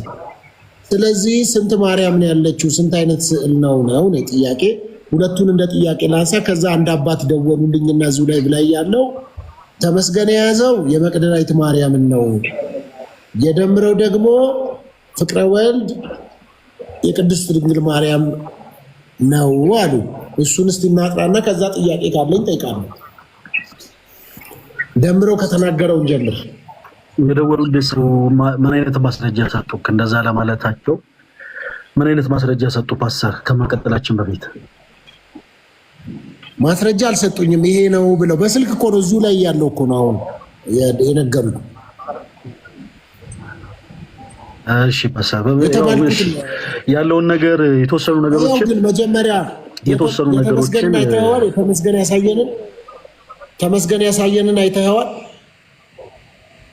አይ አላየሁትም፣ ግን ችግር የለውም ፓስተር ሶፊ ባላየውም የቤተ ክርስቲያን ትምህርት ተመስገን በያዘው ወይ ደሜ በያዘው ወይ እኔ በያዝኩት ላይ የተመሰረተ ነገር ሳይሆን የጠራ ያለ የተቀመጠ ሀሳብ ስለሆነ እሱን አንስተን እናወራለን። ችግር የለውም። ደሜና ተሙ ያሳያችሁትን የእመቤታችንን ቅዱሳት ስዕላቶች አንድ ጊዜ ከእንደገና አሳዩ። ዝም ብላችሁ አሳዩ ለፓስተር ተሙም ከቻልክ ደሜም ከቻልክ እስክሪናችሁ ላይ አሳዩ። ለፓስተርና እዚህ ውስጥ ላሉ ሰዎች አሳዩአቸው።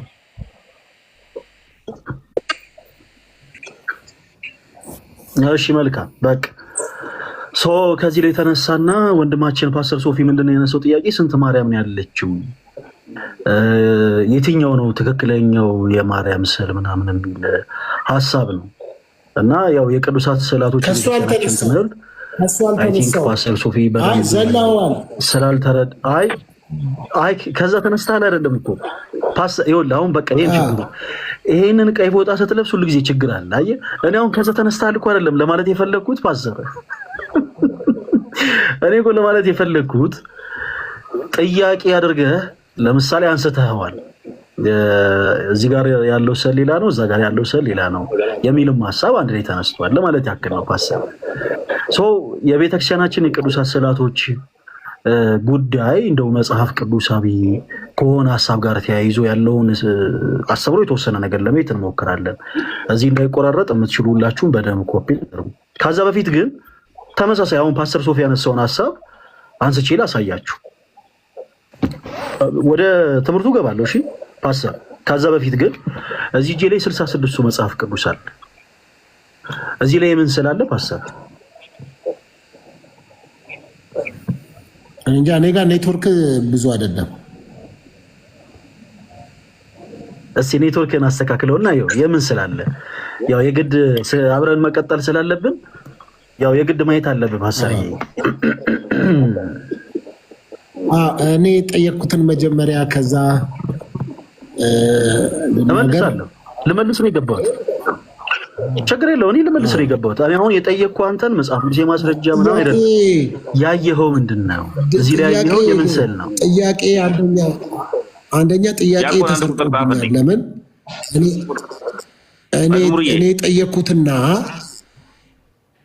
እኔ ጠየቅኩትና እርስዎ እየመለሱ ያሉት ይለያያል።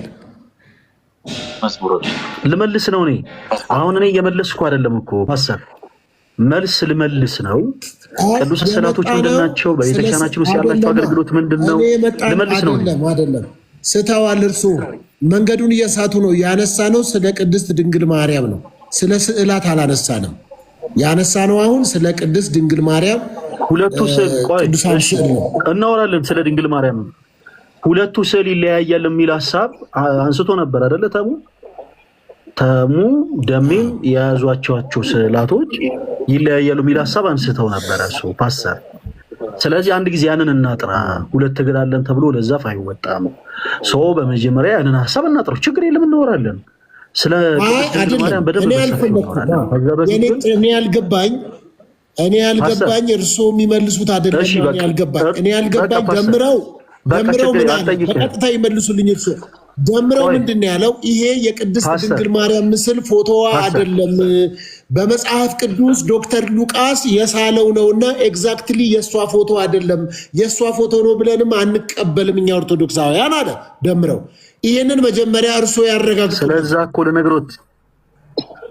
እሺ ፓስተር፣ ስለዛ ሀሳብ እኔ እኮ ላስረዶት ነው ልነግሮት ነው። ከዛ በፊት ግን አሁን እርስዎን የጠየቁት ጥያቄ ምንም ትምህርታዊ የሆነ ሀሳብ እኮ አይደለም።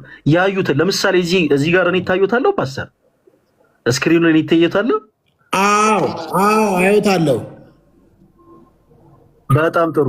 እዚህ ጋር የምን ስዕል ይታዩታል? አሁን የታዩትን ብቻ ነው የጠየቁት ፓስተር። አላየሁኝም።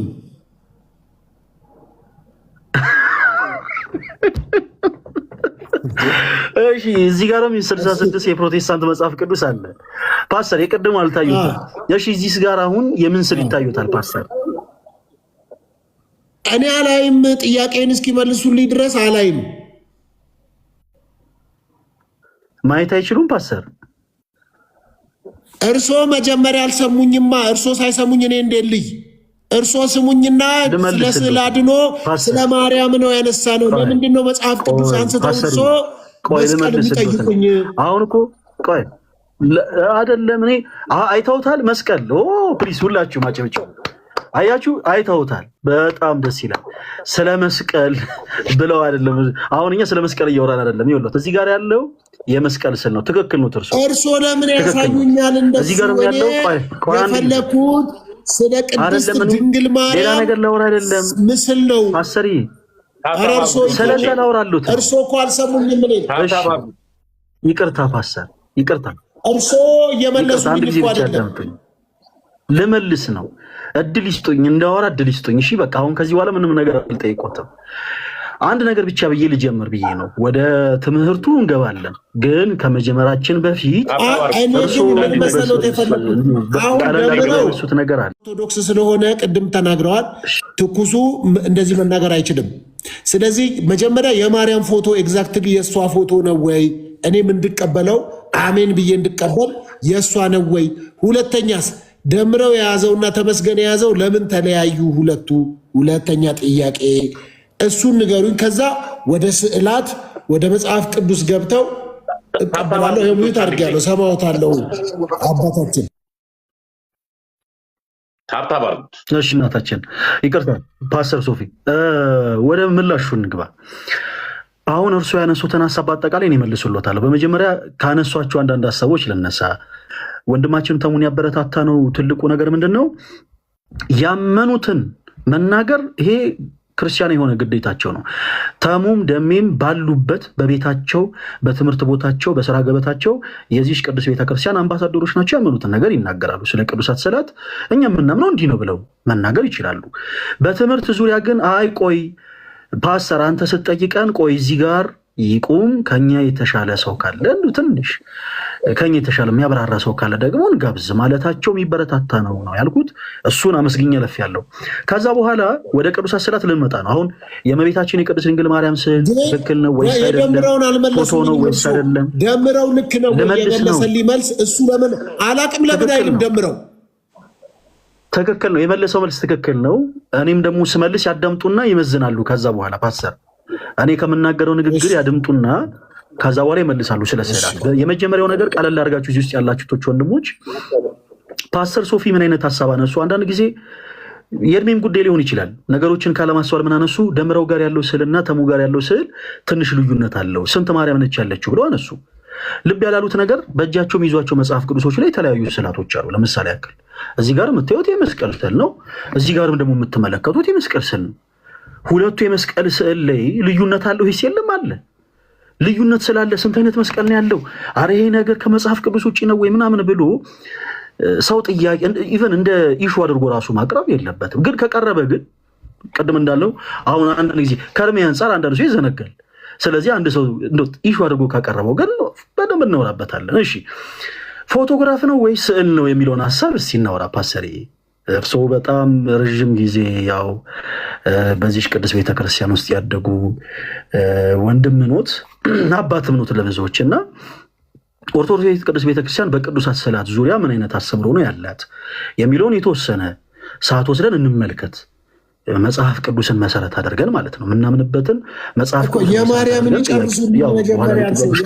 ይጨርሱና የማርያምን ከጨረሱ በኋላ ወደ ቅዱሳን ስዕላት ይሄዳሉ። አሁን እኔ የጠየኩት ጥያቄን እየሰረቁኝ እርሶ ወደ ሌላ ጥያቄ እየወሰዱብኝ ነው። አሁን የቅድስት ድንግል ማርያም ስዕል ላይ ይቀጥሉና ከዛ በኋላ ፓስተር እኮ አሁን እኔ ልቀጥል ነው። አሁን እርሶ ልክ ነገሮች ላይ ደጋግሞ የሚጫቃጨቁ ከሆነ ጥሩ አይደለም፣ ለእርሶ ለጤኖትም ጥሩ አይደለም። እርሶን እንፈልጎታለን፣ በጣም እንወዶታለን። ረዥም ጊዜ እንዲኖሩ አሁን ላይ ይሄ መበሳጨትን መናደደን ማቆም አለቦት። ይረጋጉ፣ እርሶ ጊዜ ይስጡን። እኛ መጽሐፍ ቅዱስ መሰረት አድርገን ቤተክርስቲያን ያስተማረችን ነገር እንንገሩ። መጨረሻ ላይ አድምጠውን ከጨረሱ በኋላ ጥያቄ ካሉት መጨረሻ ላይ ይጠይቃሉ። በቃ በዛ ተስማምተን እንቀጠል። ፓስተር እሺ ቅዱሳት ስዕላት አሁን ስለ እመቤታችን ጥያቄን አይቀይሩት። እርሱ እኔ አልቀየርኩኝም። ጥያቄን እየቀየሩብኝ እኮ እኔ አልቀየርኩም። አንድ ጊዜ እኮ ስናገር አሁን የማርያም ስዕል ስንል ስፔሲፊክ የማርያም ስዕል ለብቻው የሚባል አስተምሮ የለም። የእመቤታችን የቅድስት ድንግል ማርያም ስዕላት፣ የቅዱሳን መላእክት ስዕላት፣ የጻድቃን፣ የሰማዕታት፣ የደናግል፣ የመነኮሳት ስዕላቶች በአጠቃላይ በቤተክርስቲያናችን ቅዱሳት ስዕላት ተብሎ ይጠራሉ። ስለዚህ በመጀመሪያ መነሻውን ፖይንት እናወራና ከዛ ወደ እመቤታችን ወደ ቅድስት ድንግል ማርያም ደግሞ ወደ ተቀደሰው ስዕል ደግሞ ገብተን እናወራለን። እሺ መሰል በጣም ነው የማመሰግነው። እግዚአብሔር ያክብረልኝ። ከእርሶ ጥያቄ ነው የምንነሳው። እንግዲህ ክርስቲያን እህቶች፣ ወንድሞች ይሄ መልእክት በጣም ለብዙ ፕሮቴስታንት እህት ወንድሞቻችን እንዲዳረስ ሁላችሁም በደንብ ኮፒ ሊንክ እና ሼር ማድረጋችሁን እንዳትረሱ። ቅዱሳት ስዕላት መጽሐፍ ቅዱሳዊ ናቸው ወይንስ አይደሉም የሚለውን ነው በመጀመሪያ መመልከት ያለብን። እነዚህ ስዕላቶች ፎቶግራፍ ናቸው ወይስ ስዕላቶች ናቸው? ከዛም አልፎ ደግሞ አንዳንዶች እዚህ አልተነሳም እንጂ ጣዖታት ናቸው የሚሉ አሉ። ስለዚህ በመጀመሪያ መጽሐፍ ቅዱስ መሰረት አላቸው ወይንስ የላቸውም የሚለውን ነው መመልከት ያለብን። ብዙ ጊዜ በፕሮቴስታንቱ አካባቢ ያሉ ወንድሞቻችን ከመሳሳት ከስህተት ቅዱሳት ስዕላት መጽሐፍ ቅዱስ አይደሉም ብለው ከሚያነሷቸው ጥቅሶች ውስጥ መካከል አንዱ ኦሪት ዘጸአት ምዕራፍ 20 ከቁጥር 4 ላይ ያለው ጥቅስ ነው። ኦሪት ዘጸአት ምዕራፍ 20 ቁጥር 4ን ገልጣችሁ ስታነቡት ክፍሉ ሙሉ በሙሉ የሚናገረው ስለ ጣዖታት እንጂ ስለ ስዕላት አይደለም። የመጽሐፍ ቅዱሱ ክፍል እንደዚህ ይላል፣ በላይ በሰማይ ካለው በታች በምድርም ካለው ከምድርም በታች ከውኃ ውስጥ ካለው የማናቸውን ምሳሌ ለአንተ አታድርግ፣ አታምልካቸው፣ አትስገድላቸውም ይላል። እዚህ ክፍል ላይ አምላካችን እግዚአብሔር ጣዖታትን እንጸየፍ ዘንድ ያዘዘበት የመጽሐፍ ቅዱስ ክፍል ነው። እኛም በእግዚአብሔር አንድነትና ሶስትነት የምናምን ክርስቲያኖች አምላካችን እግዚአብሔር ላይ ደብለን የምናመልከው አንድም ጣዖት የለም። ጣዖታትን እንጸየፋለን። ጣዖታትን ለመጸየፋችን መነሻ የሚሆነን የመጽሐፍ ቅዱስ ክፍልም ደግሞ ይህ ነው። ከስዕላት ጋር የሚገናኝ ሀሳብ የለውም። ብዙ ጊዜ ዘዳግም 4ም ይነሳል። ቅዱሳት ስዕላቶች በፍጹም መጽሐፍ ቅዱስ መሰረት የላቸውም ለማለት ፕሮቴስታንት ወንድሞቻችን ዘዳግም 4ንም ያነሳሉ። ቃሉ ተመሳሳይ ነው። በላይ በሰማይ ካለው በታች በምድርም ካለው በወንድም ይሁን በሴት አምሳል ከምድርም በታች ውኃ ውስጥ ካለው በሰማይም ካሉ ሰራዊቶች ሁሉ የማናቸውንም ምሳሌ ለአንተ አታድርግ፣ አታምልካቸው፣ አትስገድላቸው ይላል። ሰዎች እግዚአብሔር አምላክን ከማምለክ ወጥተው አንዳቸውን ነገርን ወርሽፕ የሚያደርጉ ከሆነ ቆይ እስክጨርስ ማዳመጥ አለበት። ይኸውልህ አሁን የማይረጋጉ ከሆነ መጨረሻ ላይ ነው መጠየቅ ያለበት። ፓስተር አሁን እርሶ ተረጋግተው ያድምጡ እኮ አንድ ጊዜ እርሶ ማይኮተ ሚዩት ያደረጉና ቀደም እንደተስማማ ነው። እኛ ከጨረሰን በኋላ እዚህ ጉዳይ ላይ ይኸው ጥያቄ አለ። በመጀመሪያ ሁልጊዜም መነሻውን ነው ማውራት ያለብን።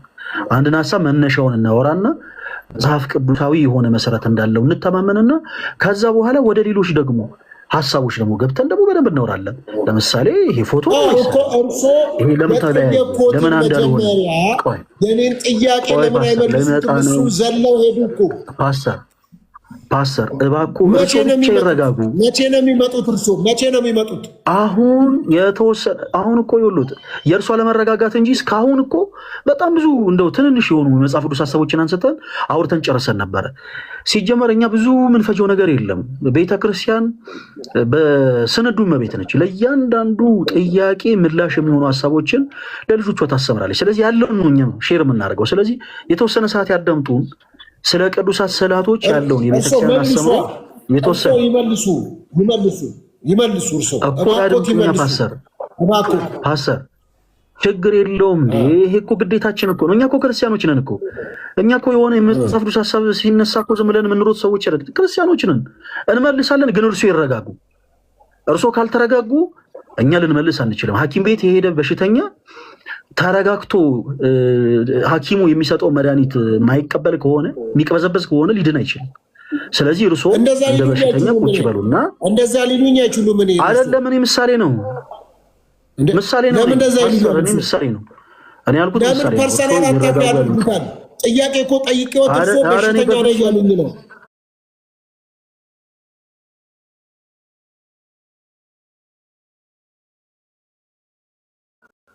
ያሉኝ ነው እያሉኝ ነው። ቃልን እኮ የእግዚአብሔር ቃል ፈውስ፣ የእግዚአብሔር ቃል በሽተኛ ቆይ የተወሰነ ደቂቃ ጸጥ ብሎ ይረጋጉ። ተኙ ስሎት ይተኙ። እሺ ጀርቦትን ስሎት ጀርቦትን ይስጡኝ። መጽሐፍ ቅዱስን አንስቼ ስነግሮት ያድምጡኝ። ከዛ በኋላ ጥያቄ ይጠይቁኛል እርሱ። እሺ እስኪጨርስ 2 ደቂቃ ይስጡ። በቃ 2 ደቂቃ ብቻ ያዙ። እሺ ሰጥቶታል። ግን እርሱ ጥያቄን ተረድተውታል፣ አግኝተውታል። እስኪጨርስ ቆይ። አሁን እኮ በቃ እንደ በሽተኛ ሆኗልን እኮ ፓስተር። አሁን እርሱ እንደ በሽተኛ ጸጥ ይበሉ። ማይኮትን ጥያቄን ግን ተረድተውታል። እኔ ምን እንደጠየቅኩት ቆይ በኋላ ላይ አሁን እኮ በኋላ ላይ እኮ ያነሱታል እኮ ሪፍሌክት ያደርጋሉ። ፓስተር እኔ ትሄድቦታለሁ አለው እኮ። ግን ምንድን ነው የጠየቅኩት? እኔ ጥያቄ ገብቶታል? ምንድን ነው የጠየቅኩት? ገብቶኛል። አሁን የጀመርነውን ነገር እርሶስ ገብቶታል? የጀመርኩት ስለምንድን ነው? እሺ ገብቶታል? ጥያቄ እንድገሙልኝ እርሶ እኔ የጠየቅኩትን። በጣም ጥሩ። የቅድስት ድንግል ማርያም ስዕል ፎቶግራፍ ነው ወይንስ ስዕል ነው ብሎ ነው የጠየቁት። ይሄን ጥያቄ ነው በመጀመሪያ የምመልሰው። ሌላ ጥያቄ አልተቀበልኩኝም። አሁን በመጀመሪያ ይሄን ጥያቄ እየመለስኩኝ ነው። እርሶም ደግሞ ይሄ ጥያቄ እንደጠየቁ አንድ ብለው አምነዋል። ስለዚህ ጥያቄውን ልጨርስ፣ ከዛ በኋላ ሌላውን ጥያቄ ይቀጥላሉ። ሁለት ግራኔ ተብሎ ወደዛ አይወጣ። ጥያቄን ረስተውት ሄደዋል መሰለኝ። ትንሽ ረስተውት ሄደዋል። አይ ነው አንድ ብለዋል እኮ እርሶ ፓስተር። ጥያቄውን እየመለስኩ ነው። ስለዚህ አዳምጡ እሺ። ፓስተር ይረጋጉ፣ ግድ የለም ይረጋጉ፣ ግድ የለም። አይኮትም ይታደርጉ። እኛ አንድ ይቅርታ፣ አሁን ዲያቆን ፈለገ ሲናገሩ አንተ ማዳመጥ ነው ያለብህ። እንኳን ዲያቆን ፈለገ እኛን እንኳን የምንናገሩን አዳምጣላ። ስለዚህ ይናገሩ፣ ሀሳባቸውን ይጨርሱ። ከፈለግ ከአንተ መጻፍ ካለብህ ጻፍ፣ አለቀ። እኛ እዚህ ጋር እየሰማን ብዙ ሰው እየተሰማ ነው። ስለዚህ ይጨርሱ። ከዛ በኋላ ያለውን አሁን እሳቸው እያደረጉ ያሉት አውድ ጠብቀው ነው የሚነግሩት።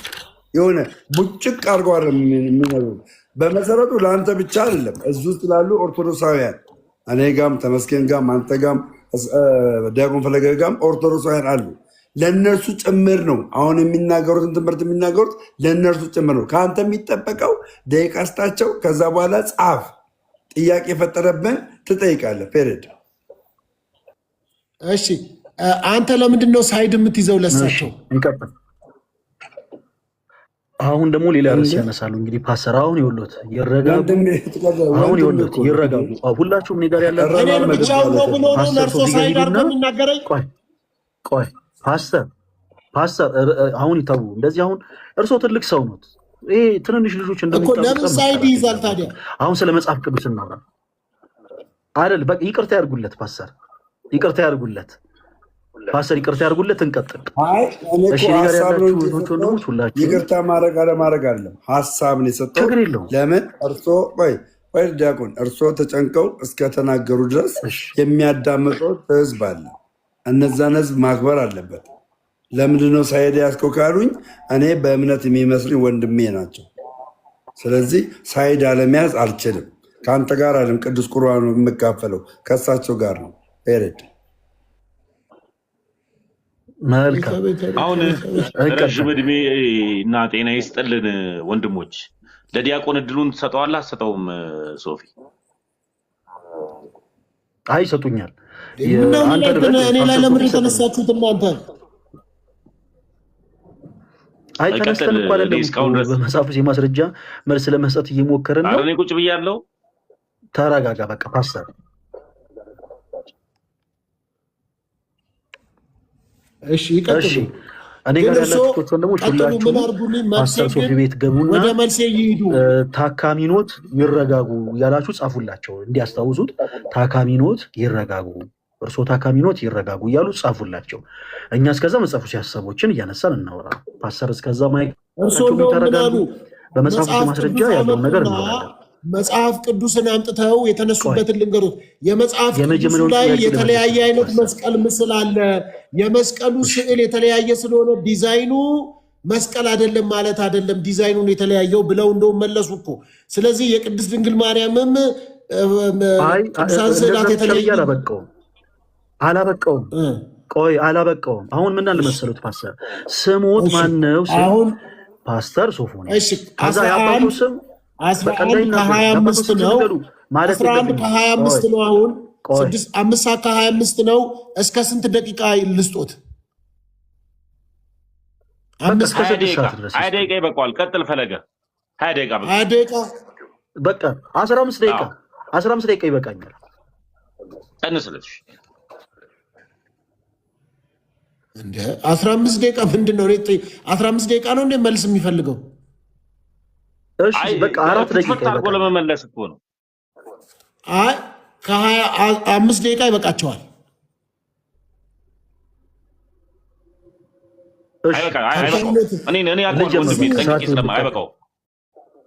ከአሁን በኋላ እዚህ እኔ ጋር መታችሁ ታካሚ ኖት የምትሉ ሰዎች ብሎክ ነው የምትደረጉት። ታካሚ ኖት ይላሉ እዚህ መተው እርስ ላኳቸው ሰዎች ናቸው እዚህ መተው ታካሚ ኖት ብለው የሚጽፉት።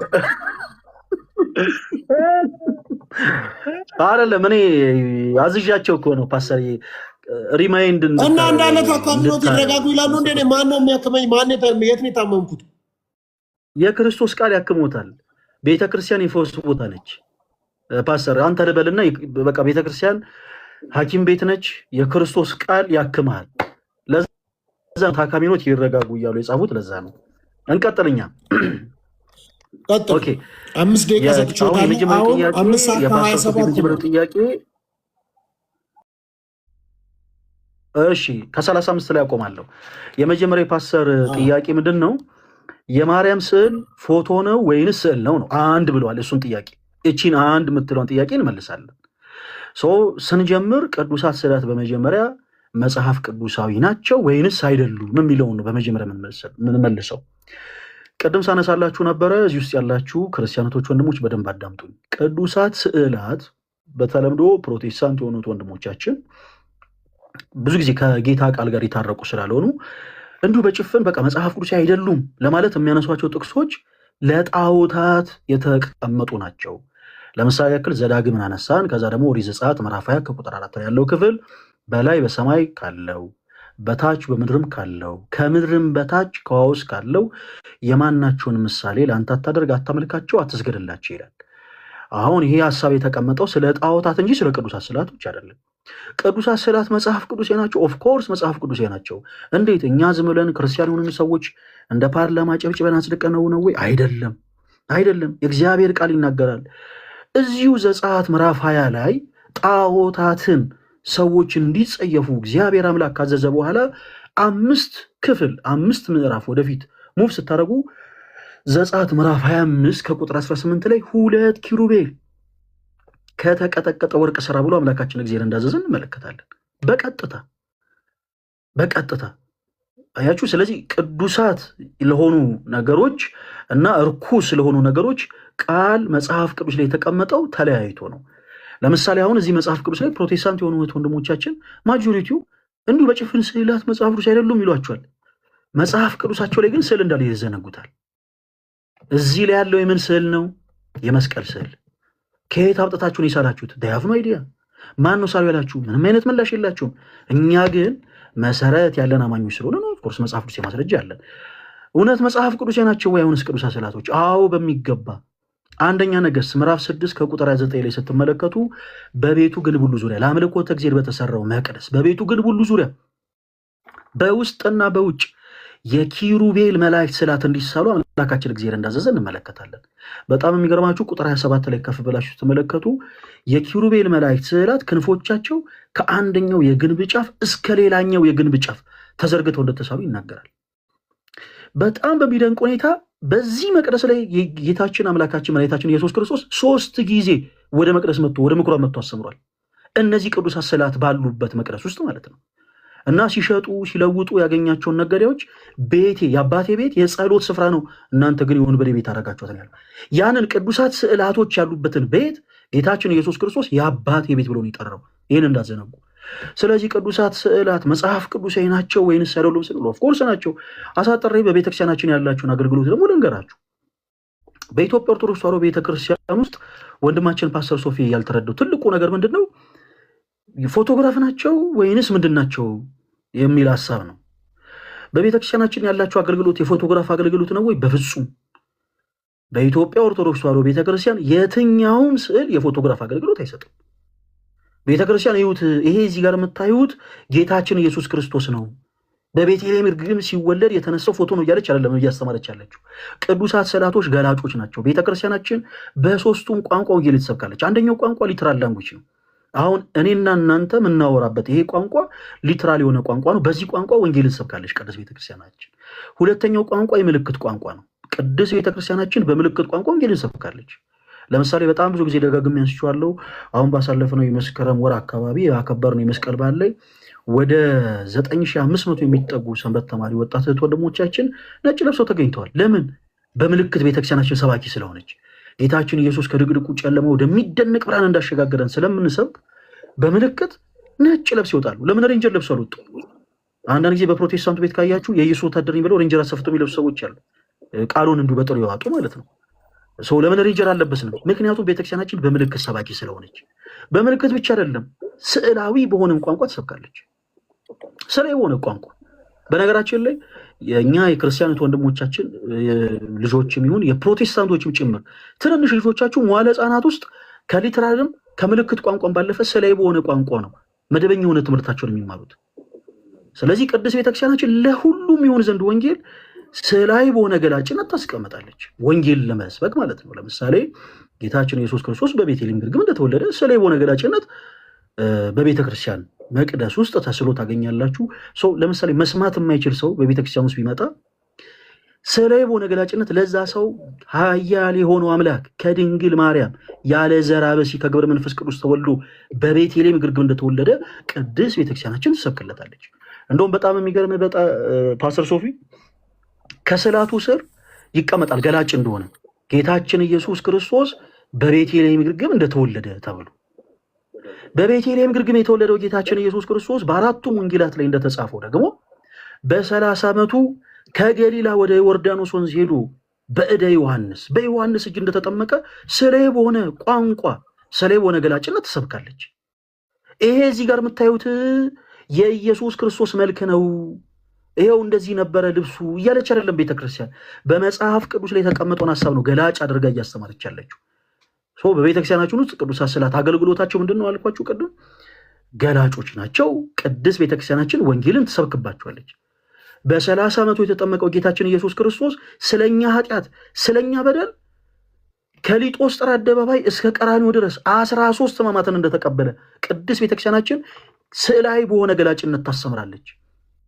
ስዕላዊ በሆነ ገላጭነት 13ቱም ሕማማት በቤተክርስቲያን ውስጥ ሁሉም ሰው ኦብዘርቭ ማድረግ ይችላል። በነገራችን ላይ ብዙዎቻችን ልብ ስለማንል እንጂ ከሊጦስጥራ አደባባይ እስከ ቀራንዮ ድረስ የተቀበላቸውን እነዛን 13ቱንም ሕማማት ቅድስት ቤተክርስቲያናችን ስዕላዊ በሆነ ገላጭነት ታስቀምጣለች፣ ታስተምራለች። መስማት የማይችልን ሰው ምሳሌ ያክል ነው የምላችሁ። እሺ፣ ስዕላት ለአካል ጉዳተኞች ብቻ ተብሎ የተቀመጡ ሀሳቦች አይደሉም። በነገራችን ላይ መጽሐፍ ቅዱስን ማንበብ የማይችሉ ብርቱ ያልሆኑ ሰዎች ይኖራሉ። ለእነሱም ጭምር ነው ወንጌል የሚሰበክባቸው። ቤተክርስቲያን ለእነሱም ጭምር ወንጌል ይሰብካለች፣ ስዕላዊ የሆነ ቋንቋን ተጠቅማ። ስዕላት ቋንቋዎች ናቸው። በነገራችን ላይ በዚህ መጽሐፍ ቅዱስ ላይ የምታያቸው ፊደላቶች፣ እነዚህ ፊደላቶች ስዕላቶች ናቸው። ክርስቲያኖች እነዚህ ፊደላት በአጠቃላይ የምታዩቸው ስዕላቶች ናቸው። ስዕላት ቋንቋዎች ናቸው። በቤተክርስቲያናችን ብዙ ሰው የማይረዳው ነገር ልክ እንደ ፎቶግራፍ አድርገን የምንጠቀምባቸው የምንገለግልባቸው ነው ይመስላቸው። ሌላው እዚህ ጋር ማንሳት ያለብን ካለኝ ሰዓት አንጻር ቶሎ ልበል፣ ማንሳት ያለብን ትልቁ ነገር ምንድነው? ብዙ ጊዜ ፕሮቴስታንት ወንድሞቻችን ከየት አይታችሁ ነው የሳላችኋቸው የሚል ጥያቄ ያነሳሉ። እናንተ እኮ ክርስቲያኖች በጣም ደፋሮች ናችሁ። እንደው የማርያምን ሳሉ፣ የገብርኤልን ሳሉ፣ የሚካኤልን ሳሉ፣ እንዴት የሥላሴን ስዕል ትስላላችሁ? ትሪኒቲን የሚያክል ከባድ ሚስጥር እኮ በወረቀት ልታሰፍሩ የሞከራችሁ ደፋር ፍጥረታቶች ናችሁ ይሉናል። ከመጽሐፍ ቅዱስ ጋር ይውላችሁ በቃ በጣም የተቃረነ ሰው ዲስ ማች ነው እንዱ አይኑን ጨፍኖ የሚከራከራችሁ። በእኛ ቤተክርስቲያን አስተምሮ እኛ ክርስቲያኖች እግዚአብሔር ተገልጦልን እግዚአብሔርን አይተነው ሳልነው፣ ቅዱስ ሚካኤል ተገልጦልን ቅዱስ ሚካኤልን እያየነው ሳልነው፣ መልአኩ ቅዱስ ገብርኤል ብስራተ መልአክ ተገልጦልን ብስራተ መልአክ ቅዱስ ገብርኤልን እያየነው ሳልነው የሚል አስተምህሮ ቤተክርስቲያናችን የላትም። ቅዱሳት ስዕላቶች ምንድን ናቸው አለን ቅድም? ክርስቲያኖቶች ወንድሞች ገላጮች ናቸው። ወንጌል ቆይ እቺ ልጨርስ፣ ግድ የለም ሐሳብ ችግር የለም። እቺን ሐሳብ ልጨርሳል ሐሳብ አይ ግድ የለም። አሁን ሰው እየተማረ ስለሆነ አይደለም ሰዓት ይሞላል። ግድ የለም እቺን ሐሳብ እኔ እኮ እየጻፍኩ ነው እርሶ ከሚናገሩት እኮ። እሺ እኮ እቺን ሐሳብ ብቻ ልጨርስ። ይፈቀድልኝ አይደለም ስንነጋገር እቺን ሀሳብ ብቻ በአንድ ደቂቃ ያጠናቀቅ ዳድ በአንድ ደቂቃ ጨርስ። እሺ ሰው ቅዱሳት ስዕላቶች እነገሌ አይተው ሳሉ የሚባል አስተምሮ የለም። ቅድም በአንደኛ ነገሥት ምዕራፍ 6 ከቁጥር 29 እንዳነሳ ነው። ለምሳሌ የኪሩቤል መላእክትን ስዕል የሳለው ሰው ኪሩቤል ተገልጠውለት ክንፎቻቸውን ዘርግተው እያየ ሳለ የሚል መጽሐፍ ቅዱስ የሆነ ጽንሰ ሀሳብ የለም። ስዕላት ገላጮች ስለሆኑ ክርስቲያኖቶች ወንድሞች መላእክት እንደሆኑ እንዲያጠይቅ ክንፎችን አድርጎ ሳላቸው። ኪሩቤል የምንላቸው በአራት ገጽ ያሉ መላእክቶች ናቸው። ስለዚህ ገላጭ በሆነ መልኩ አስቀመጣቸው ይላል እንጂ መጽሐፍ ቅዱስ እያያቸው ተገልጦለት ሳለ የሚል ሀሳብ የለም። በአጭሩ ቅዱሳት ስዕላቶች ፎቶግራፍ ናቸው ወይ? አይደሉም። በቤተክርስቲያናችን ያላቸው አገልግሎት የፎቶግራፍ አገልግሎት ነው? አይደለም። እዚህ ጋር የምትመለከቱን ሰዎች በአጠቃላይ ገጻችን እዚህ ጋር ያለው ፎቶችን ነው። ቅዱሳት ስዕላት ግን ፎቶግራፍ ናቸው የሚል የቤተክርስቲያን አስተምሮ የለም። አገልግሎታቸውም ይፍን የፎቶግራፍ አይደለም፣ ገላጮች ናቸው። ወንጌልን ቅዱስ ቤተክርስቲያን የምሰብክባቸው ማለት ነው። ስለዚህ ቅድም አይተናል። ስዕላት መጽሐፍ ቅዱሴ ናቸው። መጽሐፍ ቅዱስ መሰረት አላቸው። በቤተክርስቲያናችን ያላቸው አገልግሎት ምንድን ነው ብለናል? ቅዱስ ቤተክርስቲያናችን በሶስቱም ቋንቋ ወንጌልን የምትሰብክ የክርስቶስ ቤት ስለሆነች አሁን መቀጠል ይችላል። ስላደመጥከን አመሰግናለሁ። አንደኛ ስለሰጡኝ መልስ በጣም አመሰግናለሁ። አንደኛ ጥያቄ ፎቶዎች አይደሉም ስዕሎች ናቸው፣ በሰው እጅ የተሳሉ ናቸው ብለዋል አይደለም? እያረጋገጡልኝ። አዎ መጽሐፍ ቅዱስ በሰው እጅ እንደተጻፈ ቅዱሳት ስዕላቶችን በሰው እጅ የተሳሉ ናቸው፣ መጽሐፍ ቅዱስ መሰረት ያላቸው። ጥሩ። ስዕል ከሆኑ ለተሳሉት ለምን ይሰገዳል የሚለውን አንደኛ ጥያቄ እናነሳለን። ስዕል ስለሆኑ ለምንድን ነው ለስዕላት የሚሰገደው የሚለውን እናነሳለን። ሁለተኛ ለምሳሌ ሰው ናቸው ይታወቃሉ፣ ኢትዮጵያዊ ወይም ግብፃዊ ከየትኛውም ሀገር የሆኑ ለምሳሌ እነ አቡነ ተክለ ሃይማኖት ስዕል ናቸው ፎቶ ናቸው? እነሱስ የእነሱንም ምክንያቱም በአካል የሚታወቁ ስለሆኑ ስዕል ናቸው ፎቶ ነው የሚለውንም ያነሳሉ። ከዛ በተረፈ ሶስተኛ ላይ ምን አሉ? ስዕላት አብዛኛውን የሚጠቅሙት መስማት ለማይችሉ ሰዎች ነው። መስማት ለማይችሉ ሰዎች ገለጻ በሆነ መልኩ በቤተ ክርስቲያን ከዛ ወንጌል ይሰበክላቸዋል በስዕል ምክንያት ብለዋል። ጥሩ ነው። ይህንን ካነሱ እንደዛ ላልኩኝም ፓስተር ይሰበካል፣ በዛ በስዕላት ይሰበካል አላሉም እንዴ? ቆይ ያልኩትን ልድገምልህ ወይ? በመጀመሪያ እንዲህ ብለሃል ብሎ ግትር ማለት ሳይሆን ያልኩትን ልድገምልህ። ስለጻፍኩ ነው ወይ ደግሞ ስጽፍ ልክ አይደለሁም ማለት ነው? አዎ ያው አንዳንድ ሰው የሆነ ስለጻፈ ብቻ ትክክል ነው ማለት አይደለም። ምናልባት በሐሳብ የምፈልገውን እየሰማው ነው ማለት ነው ወይ እንግዲህ ሊሆን ይችላል። ስለዚህ ልድገምልህ። ቆይ ልድገምልህ። ቅዱሳት ስዕላቶች ከመስማት የተሳናቸው ከያዘው ነው መልሱልኝ። ቆይ እኔ ላነሳው ነው። አሁን እኮ ያለውን ነው የምንደግመው። ፓስተር ግን አንተ አዳምጠኝ። ቅዱሳት ስዕላቶች በቤተክርስቲያናችን ያላቸው አገልግሎት በአብዛኛው አካል ጉዳተኛ ያልሆኑ ሰዎች ነው ብለናል ወይ? በፍጹም አላልንም። ግን ኢቭን ዲስማች እንኳን ያገለግላሉ። ለምሳሌ ነው የምላችሁ ወንጌልን ለዓለም ሁሉ ሰብካለን የሚል አነጻጽሬ ልንገራችሁ። አንድ የፕሮቴስታንት አዳራሽ ውስጥ መስማት የማይችለን ሰው እንኳን ብትወስዱት ምሳሌ ኦብዘርቭ በማድረግ ብቻ በማየት ብቻ ሊረዳ የሚችል የክርስቶስ ቃል ምንድን ነው ስትሉ ምንም ሊረዳ የሚችለው የክርስቶስ ቃል የለም። ምንም እዚህ ጋር መሽኮርመም አያስፈልግም። ለምሳሌ ይህ ሰው መስማት አይችልም። ሰው እዛ አዳራሽ ውስጥ ይዛችሁ ስትገቡ ሰዎች ሲዘሉ ሊመለከት ይችላል። መሬት ላይ ሲንከባለሉ ሊመለከት ይችላል። ስሪፒስ የለበሰ ሰው እጆቹን እየጫነ ሰዎችን ሲጥል ሊመለከት ይችላል። መልሱን ትተው ወደ ፕሮቴስታንት ቆይ አይደለም። እኔ ያለኝን ሀሳብ እንዴትም አድርጌ ልግለጸው ፓስተር። አሁን አንተ ጠያቂ ነህ፣ እኔ ደግሞ ፕሮቴስታንት ጋር ምን አስኬዶት? ቆይ አንድ ጊዜ መሄድ እኮ አይጠበቅብንም። የምናውቀው ነገር እኮ ነው። እኔ ታች ሆኜ ልማር እንቅልፌ መጣ። ትናንትና 9 ሰዓት ላይ ነው የተኛሁት በላይቭ ጉዳይና ግን አዳምጠው ዲያቆን የሚያስተምረው ትምህርትን አዳምጠው። ሶፊ የእነ የምትሄደው ለምን ነው የምትሄደው? ቁጭ በል እንጂ አይኔ ቀላ ጌታ እንቅልፌ መጣ እኮ ጨፍና አይንህን። ቀጥል ሶፊ፣ ዲያቆን ቀጥል። ከደከመህ እረፍት አድርግ። ምንም ችግር የለውም። እንደዚያ ፎቶ አድርግና እንትንን ፎቶ አድርገው እንደዚህ ፎቶ በቃ አለ። ከዛ ማን ኑር አትኑር አይታወቅም። በቃ ከዛ ስተኛ እንደዛ ነው የምታደርገው። እናሳ እኔ የምፎገረው ስል ብቻ ነው። እሺ ወደ ሀሳቡ እንመለስ። ክርስቲያኖቶች ወንድሞች በደንብ አዳምጡን። እሺ የቅዱሳት ስዕላቶች አገልግሎት ምንድን ነው ብለናል? ለእነንትና ለነገል አይደለም ያልነው። ቅዱሳት ስዕላቶች በቤተክርስቲያናችን ያላቸው አገልግሎት ወንጌልን ለመስበክ ነው። የቤተክርስቲያን ልሳኖች ናቸው። ቅዱሳት ስዕላቶች ቋንቋዎች ናቸው። ቋንቋ በሶስት ይከፈላል። ይህንን አሁን ፓስተር ስንናገር አልሰማንም። ይኸውላችሁ ትልቁ ችግር እዚህ ጋር ነው። ቋንቋ በስንት ይከፈላል አለን? በሶስት። አንደኛው ሊተራል የሆነ ላንጉዌጅ ቃል በቃል የምንነጋገረው ቃል፣ ሁለተኛው የምልክት ቋንቋ፣ ሶስተኛው ስዕላዊ ቋንቋ። ቅድስት ቤተክርስቲያናችን በሶስቱም ቋንቋዎች የክርስቶስ ኢየሱስን ወንጌል ትሰብካለች። በቃ ወንጌል የሚሰበከው ለማን ነው? ለዓለም ሁሉ። እሺ አሁን ፓስተር የሆነ ፒክ አድርገህ የሆነ የሰማውን ፓርት ብቻ ኦኬ ለነገሌ ነው ማለት የለብም። ወንጌል የሚሰበከው ለማን ነው ብለናል? ለዓለም ሁሉ።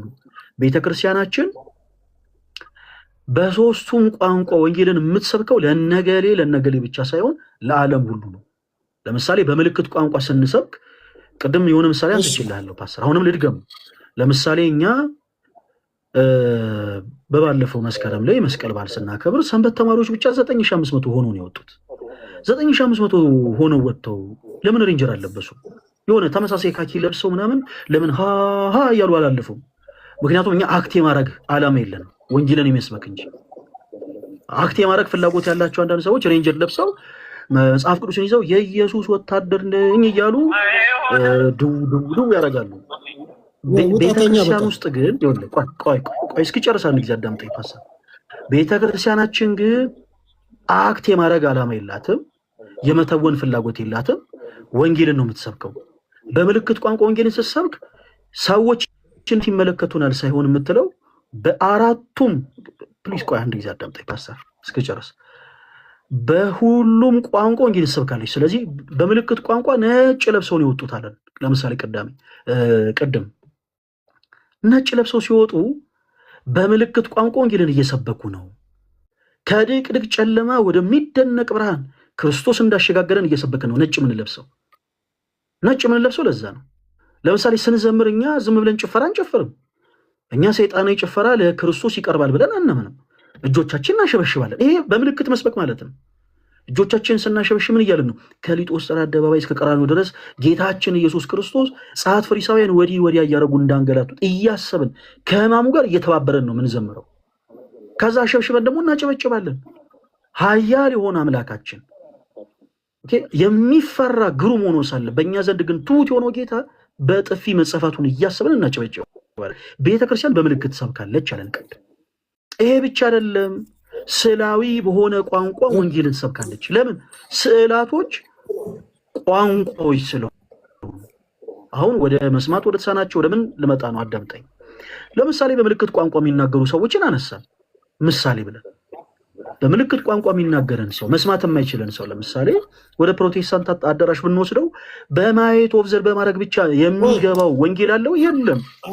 ድራማ ብቻ። ተረዳሁት እኮ እኔ ተረድቻለሁ። የተረዳሁት ነገር ምን አለ መሰለህ? አይ ዲያቆን ልክ ነው። እኔ ጥያቄው እንደ እርሶ ቅድም እንዴ አይደለም፣ ቅድም እርሶን እኮ 10 ደቂቃ እኮ ሰማሁ። መሆን የለበትም መመልሰው ለፓስተር ሶፊ ብቻ ሳይሆን አይንዲ የሚባል መቼ ጥያቄ ገና ጥያቄ ነው። ቅድም 10 ደቂቃ አወሩ፣ አሁን ሌላ 10 ደቂቃ እርሶ ብቻ ነው አንተ ጠይቀህ አንተ ብቻ ነው ያለው። ቆይ አይደለም፣ ቅድም መጀመሪያ የሳቱት ነገር እርሶ አንተ ብቻ ነው ወይ? ሁለቱም አይደለም፣ ሁለቱም ደምረው አሁን እኮ ይሄ እኮ ቻይልሽ የሆነ ነገር እኮ ነው። ሰዎች ዲስማችም አንደ ልጅ እኮ መሆን የለብንም። አሁን ይኸውልህ ለአንተ ብቻ ነው የምመልሰው። እርሶ ብቻ ነው እንደሚያወሩት ታዲያ እኔ ብቻ ነው ምንም አላልኩም።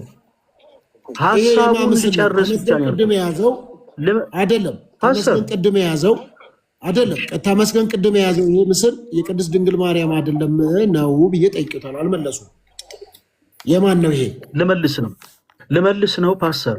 አሁን የሰባ ሐሳብ አይደለም እኮ ይሄ በጣም ሲምፕል ነገር ነው። እንመልሰዋለን ፓስተር። እኔ እኮ ሲምፕሉን ሲምፕል አድርገው ይመልሱ። ይሄው 30 ደቂቃው ነው ክርስቶስ ያወሩ። እናዳምጠኝ ፓስተር እንዴ እኔ የፈለኩት ነገር ብቻዬን ነገር ይልኝማ ማለት እኮ የለብህም። አሁን ስለ ቤተክርስቲያናችን ስንናገር ፓስተር እንደውም እኮ ለአንተ እኮ ቦታ ምንድነው ብዙ ጊዜ ፓስተር ሶፊ የቅድስት ቤተክርስቲያንን ትምህርት ስናስተምር ፖዚቲቭ ሆኖ ይሰማናል እያለን ነው።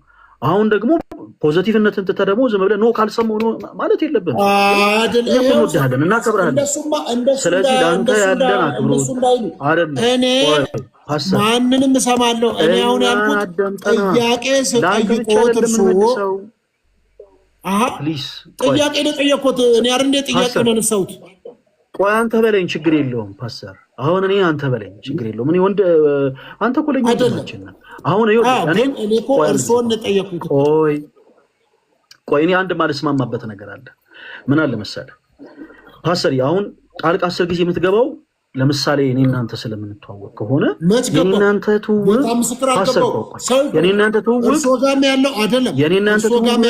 ለወንድማማችነት እንጂ የቤተክርስቲያን ትምህርት ላይ እንደፈለጉ ለመሆን አይደለም።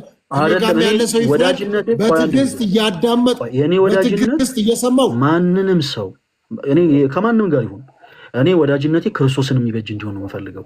ስለዚህ አሁን ለፓስተር ሳስረዳ 1000 ምናምን ሰው ቁጭ ብሎ እየሰማ ነው ይጋር ፓስተር ሶፊ ጋር በጣም ብዙ ሰው ቁጭ ብሎ እየሰማ ሌላም ሰው ቤት በጣም ብዙ ሰው ቁጭ ብሎ እየሰማ የሌላው ጥያቄ ሳይመለስ ለሌላውም እየተናገረ ሌላውም ሰው እያደመጠ ነው።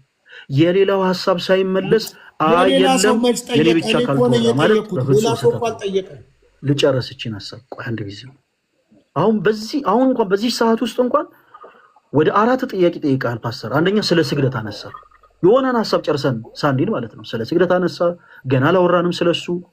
ከዛ በኋላ ደግሞ ስለ ፎቶግራፍ ከእንደገና አነሳ። ከዛ በኋላ ደግሞ አሁን ደግሞ ይሄ አሁን የምናወራውን ሐሳብ ለመስማት ከተሳናቸው ጋር ተያይዞ በጣም የሆነ የተሳሳተ ሐሳብ ጥያቄ ላድርግሎትና እኔ ጥያቄን እንደገና ልድገምልኝ። ፓስተር አይደለም እኔ ወዳለው በጣም ነው ማከብርህ ፓስተር ለሁሉም ሰው እንዲበጅ እኔን ታደምጠኛለህ። አሁን ለጊዜው እንደ ቅድሙ ጥያቄ ላቀርብና እንደ ቅድሙ አሁን የጀመርኩትን ቆይ ፓስተር የጀመርኩትን ስመልስ አሁን ታደምጠኛለህ ወይስ አታደምጠኝ? ፓስተር ፈቃደኛ ካልሆንክ ኮርሶ ማስገደድ አልችልም። ኦኬ ጴንጤ አዳምጥም። እሺ በቃ ችግር የለውም። አይዞህ አስቸጋሪ ሰው ነህ እውነት። እሺ በቃ ችግር የለውም። ስለዚህ ይሄንን ሐሳብ ይሄንን ትምህርት የግድ አንተ በሌለህበት ለሌሎች ሰዎች ማስተማር ይኖርብናል ማለት ነው፣ መስማት ለሚችሉ። ካልሆነ ግን ጠይቀህም ሲመለስ ደግሞ ቆይ እዚህ ጋር የሆነ ነገር አለ ምናምን የምትልም ከሆነ ፓስተር በጣም አስቸጋሪ ነው የሚሆነው። ስለዚህ እኮ እኔ አሁን ጠይቀህ ነው እየመለስክ ያለው። ኧረ በእናትህ ሶፊያ አበጥብጠው በእናትህ እንዴ! በጌታ በኢየሱስ ስም ኧረ አበጥብጠው። በጣም ብዙ ሰው ከታች እየመረራችሁ እኮ ነው። ቆይ እንደዚህ እናድርግ ፓስተርዬ፣ በቅዱሳት ሰላት ጋር ተያይዞ በቃ ጥያቄዎች ካሉ ይሄውን ቤቴ ክፍት ነው። በጣም ነው የምንወድህ ታውቃለህ፣ በጣም ነው የምናከብርህ። የኛ ቤት ያንተ ቤት ነው፣ ያንተን ቤት የኛ ቤት ነው። እኛ ጋርና ሌሎች እህቶች ወንድሞች ጆን ያደርጋሉ። አብረህም ትማራለህ።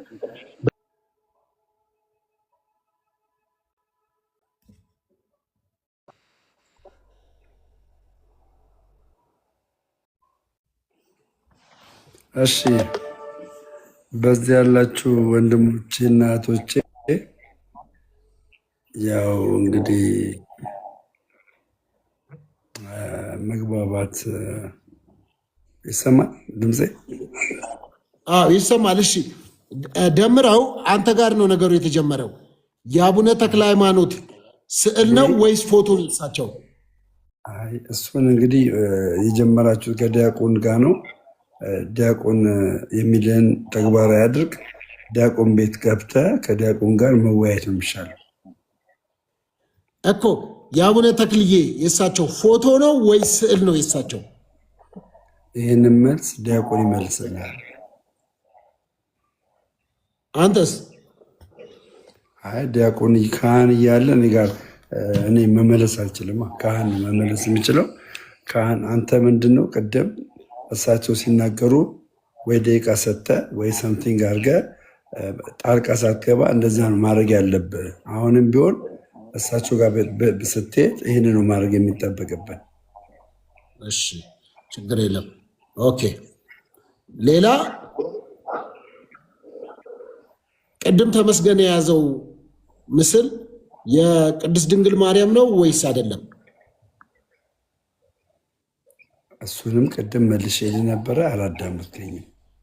እሺ መልስልኝ ድጋሚ። ድጋሚ መመለስ አያስፈልገኝም፣ ምክንያቱም ዲያቆን ገብቶ ድጋሚ መለሱልህ። ዲያቆን በትክክል መልሰውልሃል። አልጻፍክም? ጽፌያለሁ። እሺ ለተሳለው በሰው የተሳለ ነው ብላችኋል። ለተሳለው ለምን ይሰገዳል?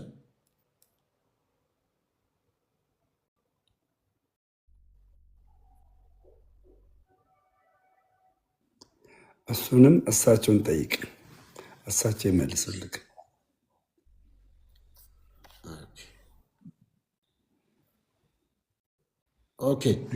በመሰረቱ እዚህ ጋር ኦኬ ኦኬ እንድትል ብቻ ሳይሆን መልስ ማለት ምንድነው መሰለህ፣ እኛ ሰውን ለሳለው ስዕል ማለት ቅዱስ ብለን ያመንነው ከመጽሐፍ ቅዱስ የተጻፈውና እንዲሁም ደግሞ በእግዚአብሔር ቤት ውስጥ እውነተኛ የሆነ ተጋድሎ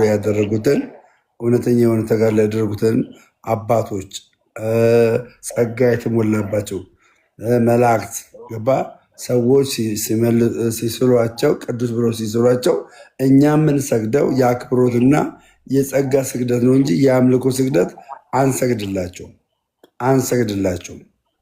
ስለዚህ ይሄ ነው መልሱ።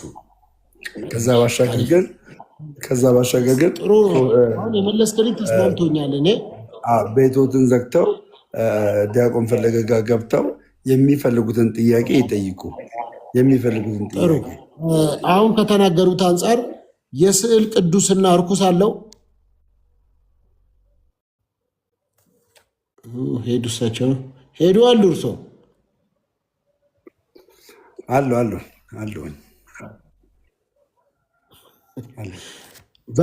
ምንድነው? አልመጣም እኔ እዛ። ለምንድነው የፈሩት እርሶ?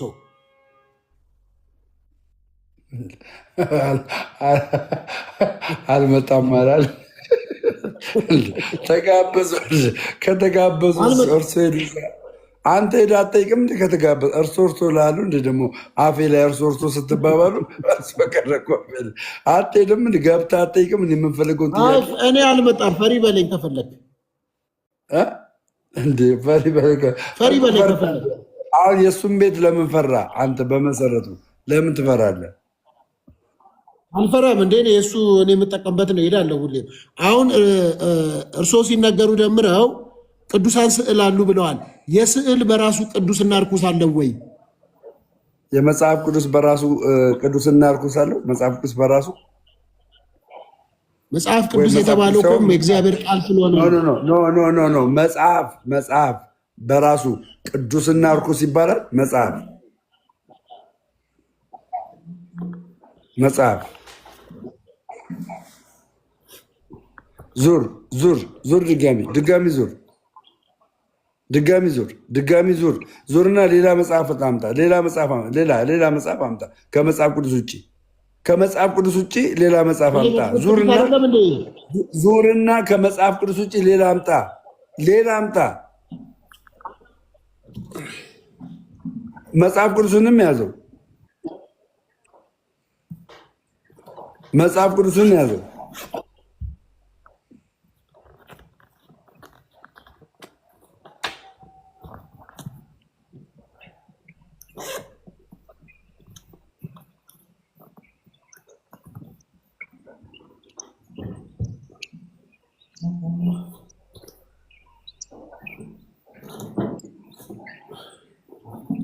ይሄ መጽሐፍ ነው።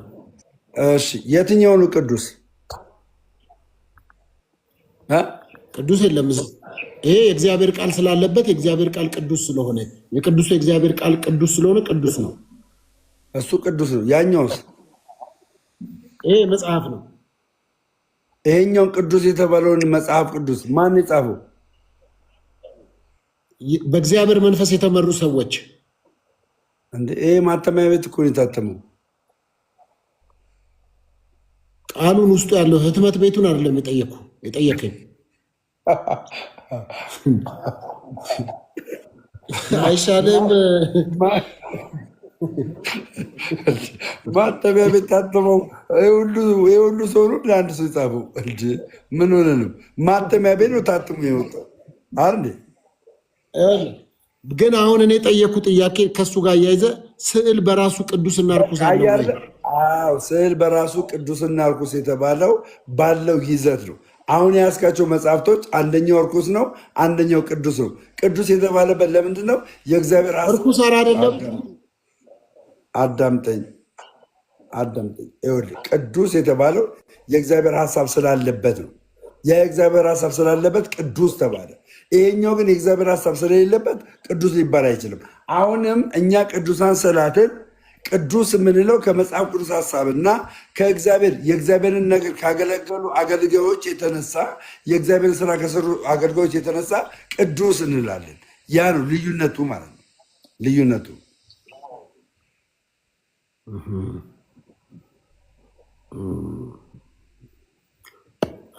በጣም ጥሩ ሀሳብ ነው ያነሳኸው። እርስዎ ያነሱት የተናገሩት ነገር ጥሩ ነው። ግን እርስዎ በጣም የገረመኝ ከእርስዎ አንዳንድ ነገሮች አሉና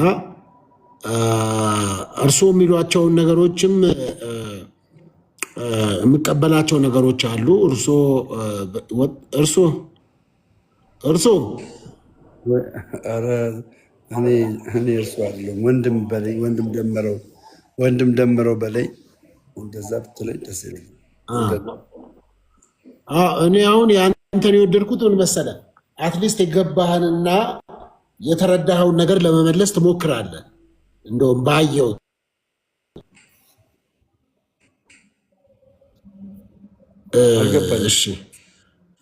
አልገባኝም። አሁን እሳቸውን ስጠይቃቸው 10 ደቂቃ ሰጠዋቸው እኮ ለእሳቸው እንዲያወሩ። አሁን አንተ የምታውቀውን አውቃለሁ የማላውቀውን አላውቅም ብለን ያለፍከው።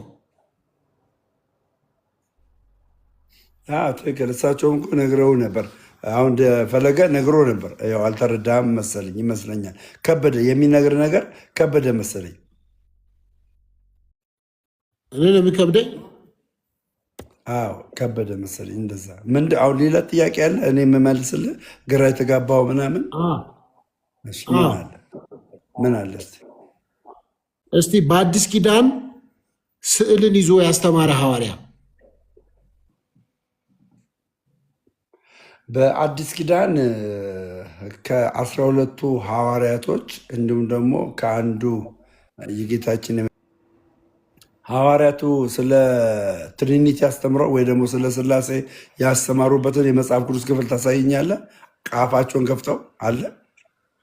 እኔ የጠየቅኩን ብቻ ነው የምትመልሰው እኮ። ለዚህ እኮ ነው የምመልስልህ። ምንድን ነው ስላሴ ጋር ለምን ትሄዳለህ? አሁን አንተ የአዲስ ኪዳን አማኝ ከሆን ልክ ነው። ማነጻጸር የምንችለው እኮ ማነጻጸር አይደለማ፣ መልስ ነው የምፈልገው። የምን ማነጻጸር ነው? መልስ በቃ የአዲስ ኪዳን አማኝ ከሆን በስዕል አላስተማሩምና እኛ በስዕል አናስተምርም አንልም። ሐዋርያቶች ቀጥታ ለሮሜን ሰዎችን፣ ለቆሮንቶስ ሰዎችን፣ ለራሳቸው ለአይሁዳውያን ይሁን ስለ ስላሴ ቆመው ልክ እንደ ኢየሱስ ክርስቶስ ሐዋርያ ሥራ ምዕራፍ 2 ቁጥር 38 ላይ እንዳስተማሩ እንደ ኢየሱስ ክርስቶስ እንዳስተማሩ ቆመው ስለ ስላሴ ያስተማሩበት ቦታ ምንም የለም። ስለዚህ ስለ ስዕልም አላስተማሩም ብለን እኛ ቅዱሳን ስዕላትን ለማስተማሪያ አንጠቀምባቸውም አንልህም፣ እንጠቀምባቸዋለን። መጽሐፍ ቅዱስ ላይ ግራውንድ ግን የለህም። በነገራችን ላይ ጳውሎስ አንድ ነገር ይናገራል። ምን መሰለህ? ክርስቶስ በፊታችሁ እንደተሰቀለ ሆኖ ተስሎ ነበር ይላል መጽሐፍ ቅዱስ። ነበር ይላል ገላትያ ላይ ይመስለኛል ቃል ያለው። አሁን እንዳታስተውሉ ማን ነው አዚም ያደረገባችሁ አላቸው። እንዳታስተውሉ ማን አዚም አደረገባችሁ አለው። አይታል አዲስ ኪዳናዊ መልስ ራሱ በእንደዚህ አይነት ሁናቴ አለ። መልስ መጽሐፍ ቅዱሳዊ መልስ ማለት ነው። ስለዚህ ኦርቶዶክስ መልስ አለ ብራዘር።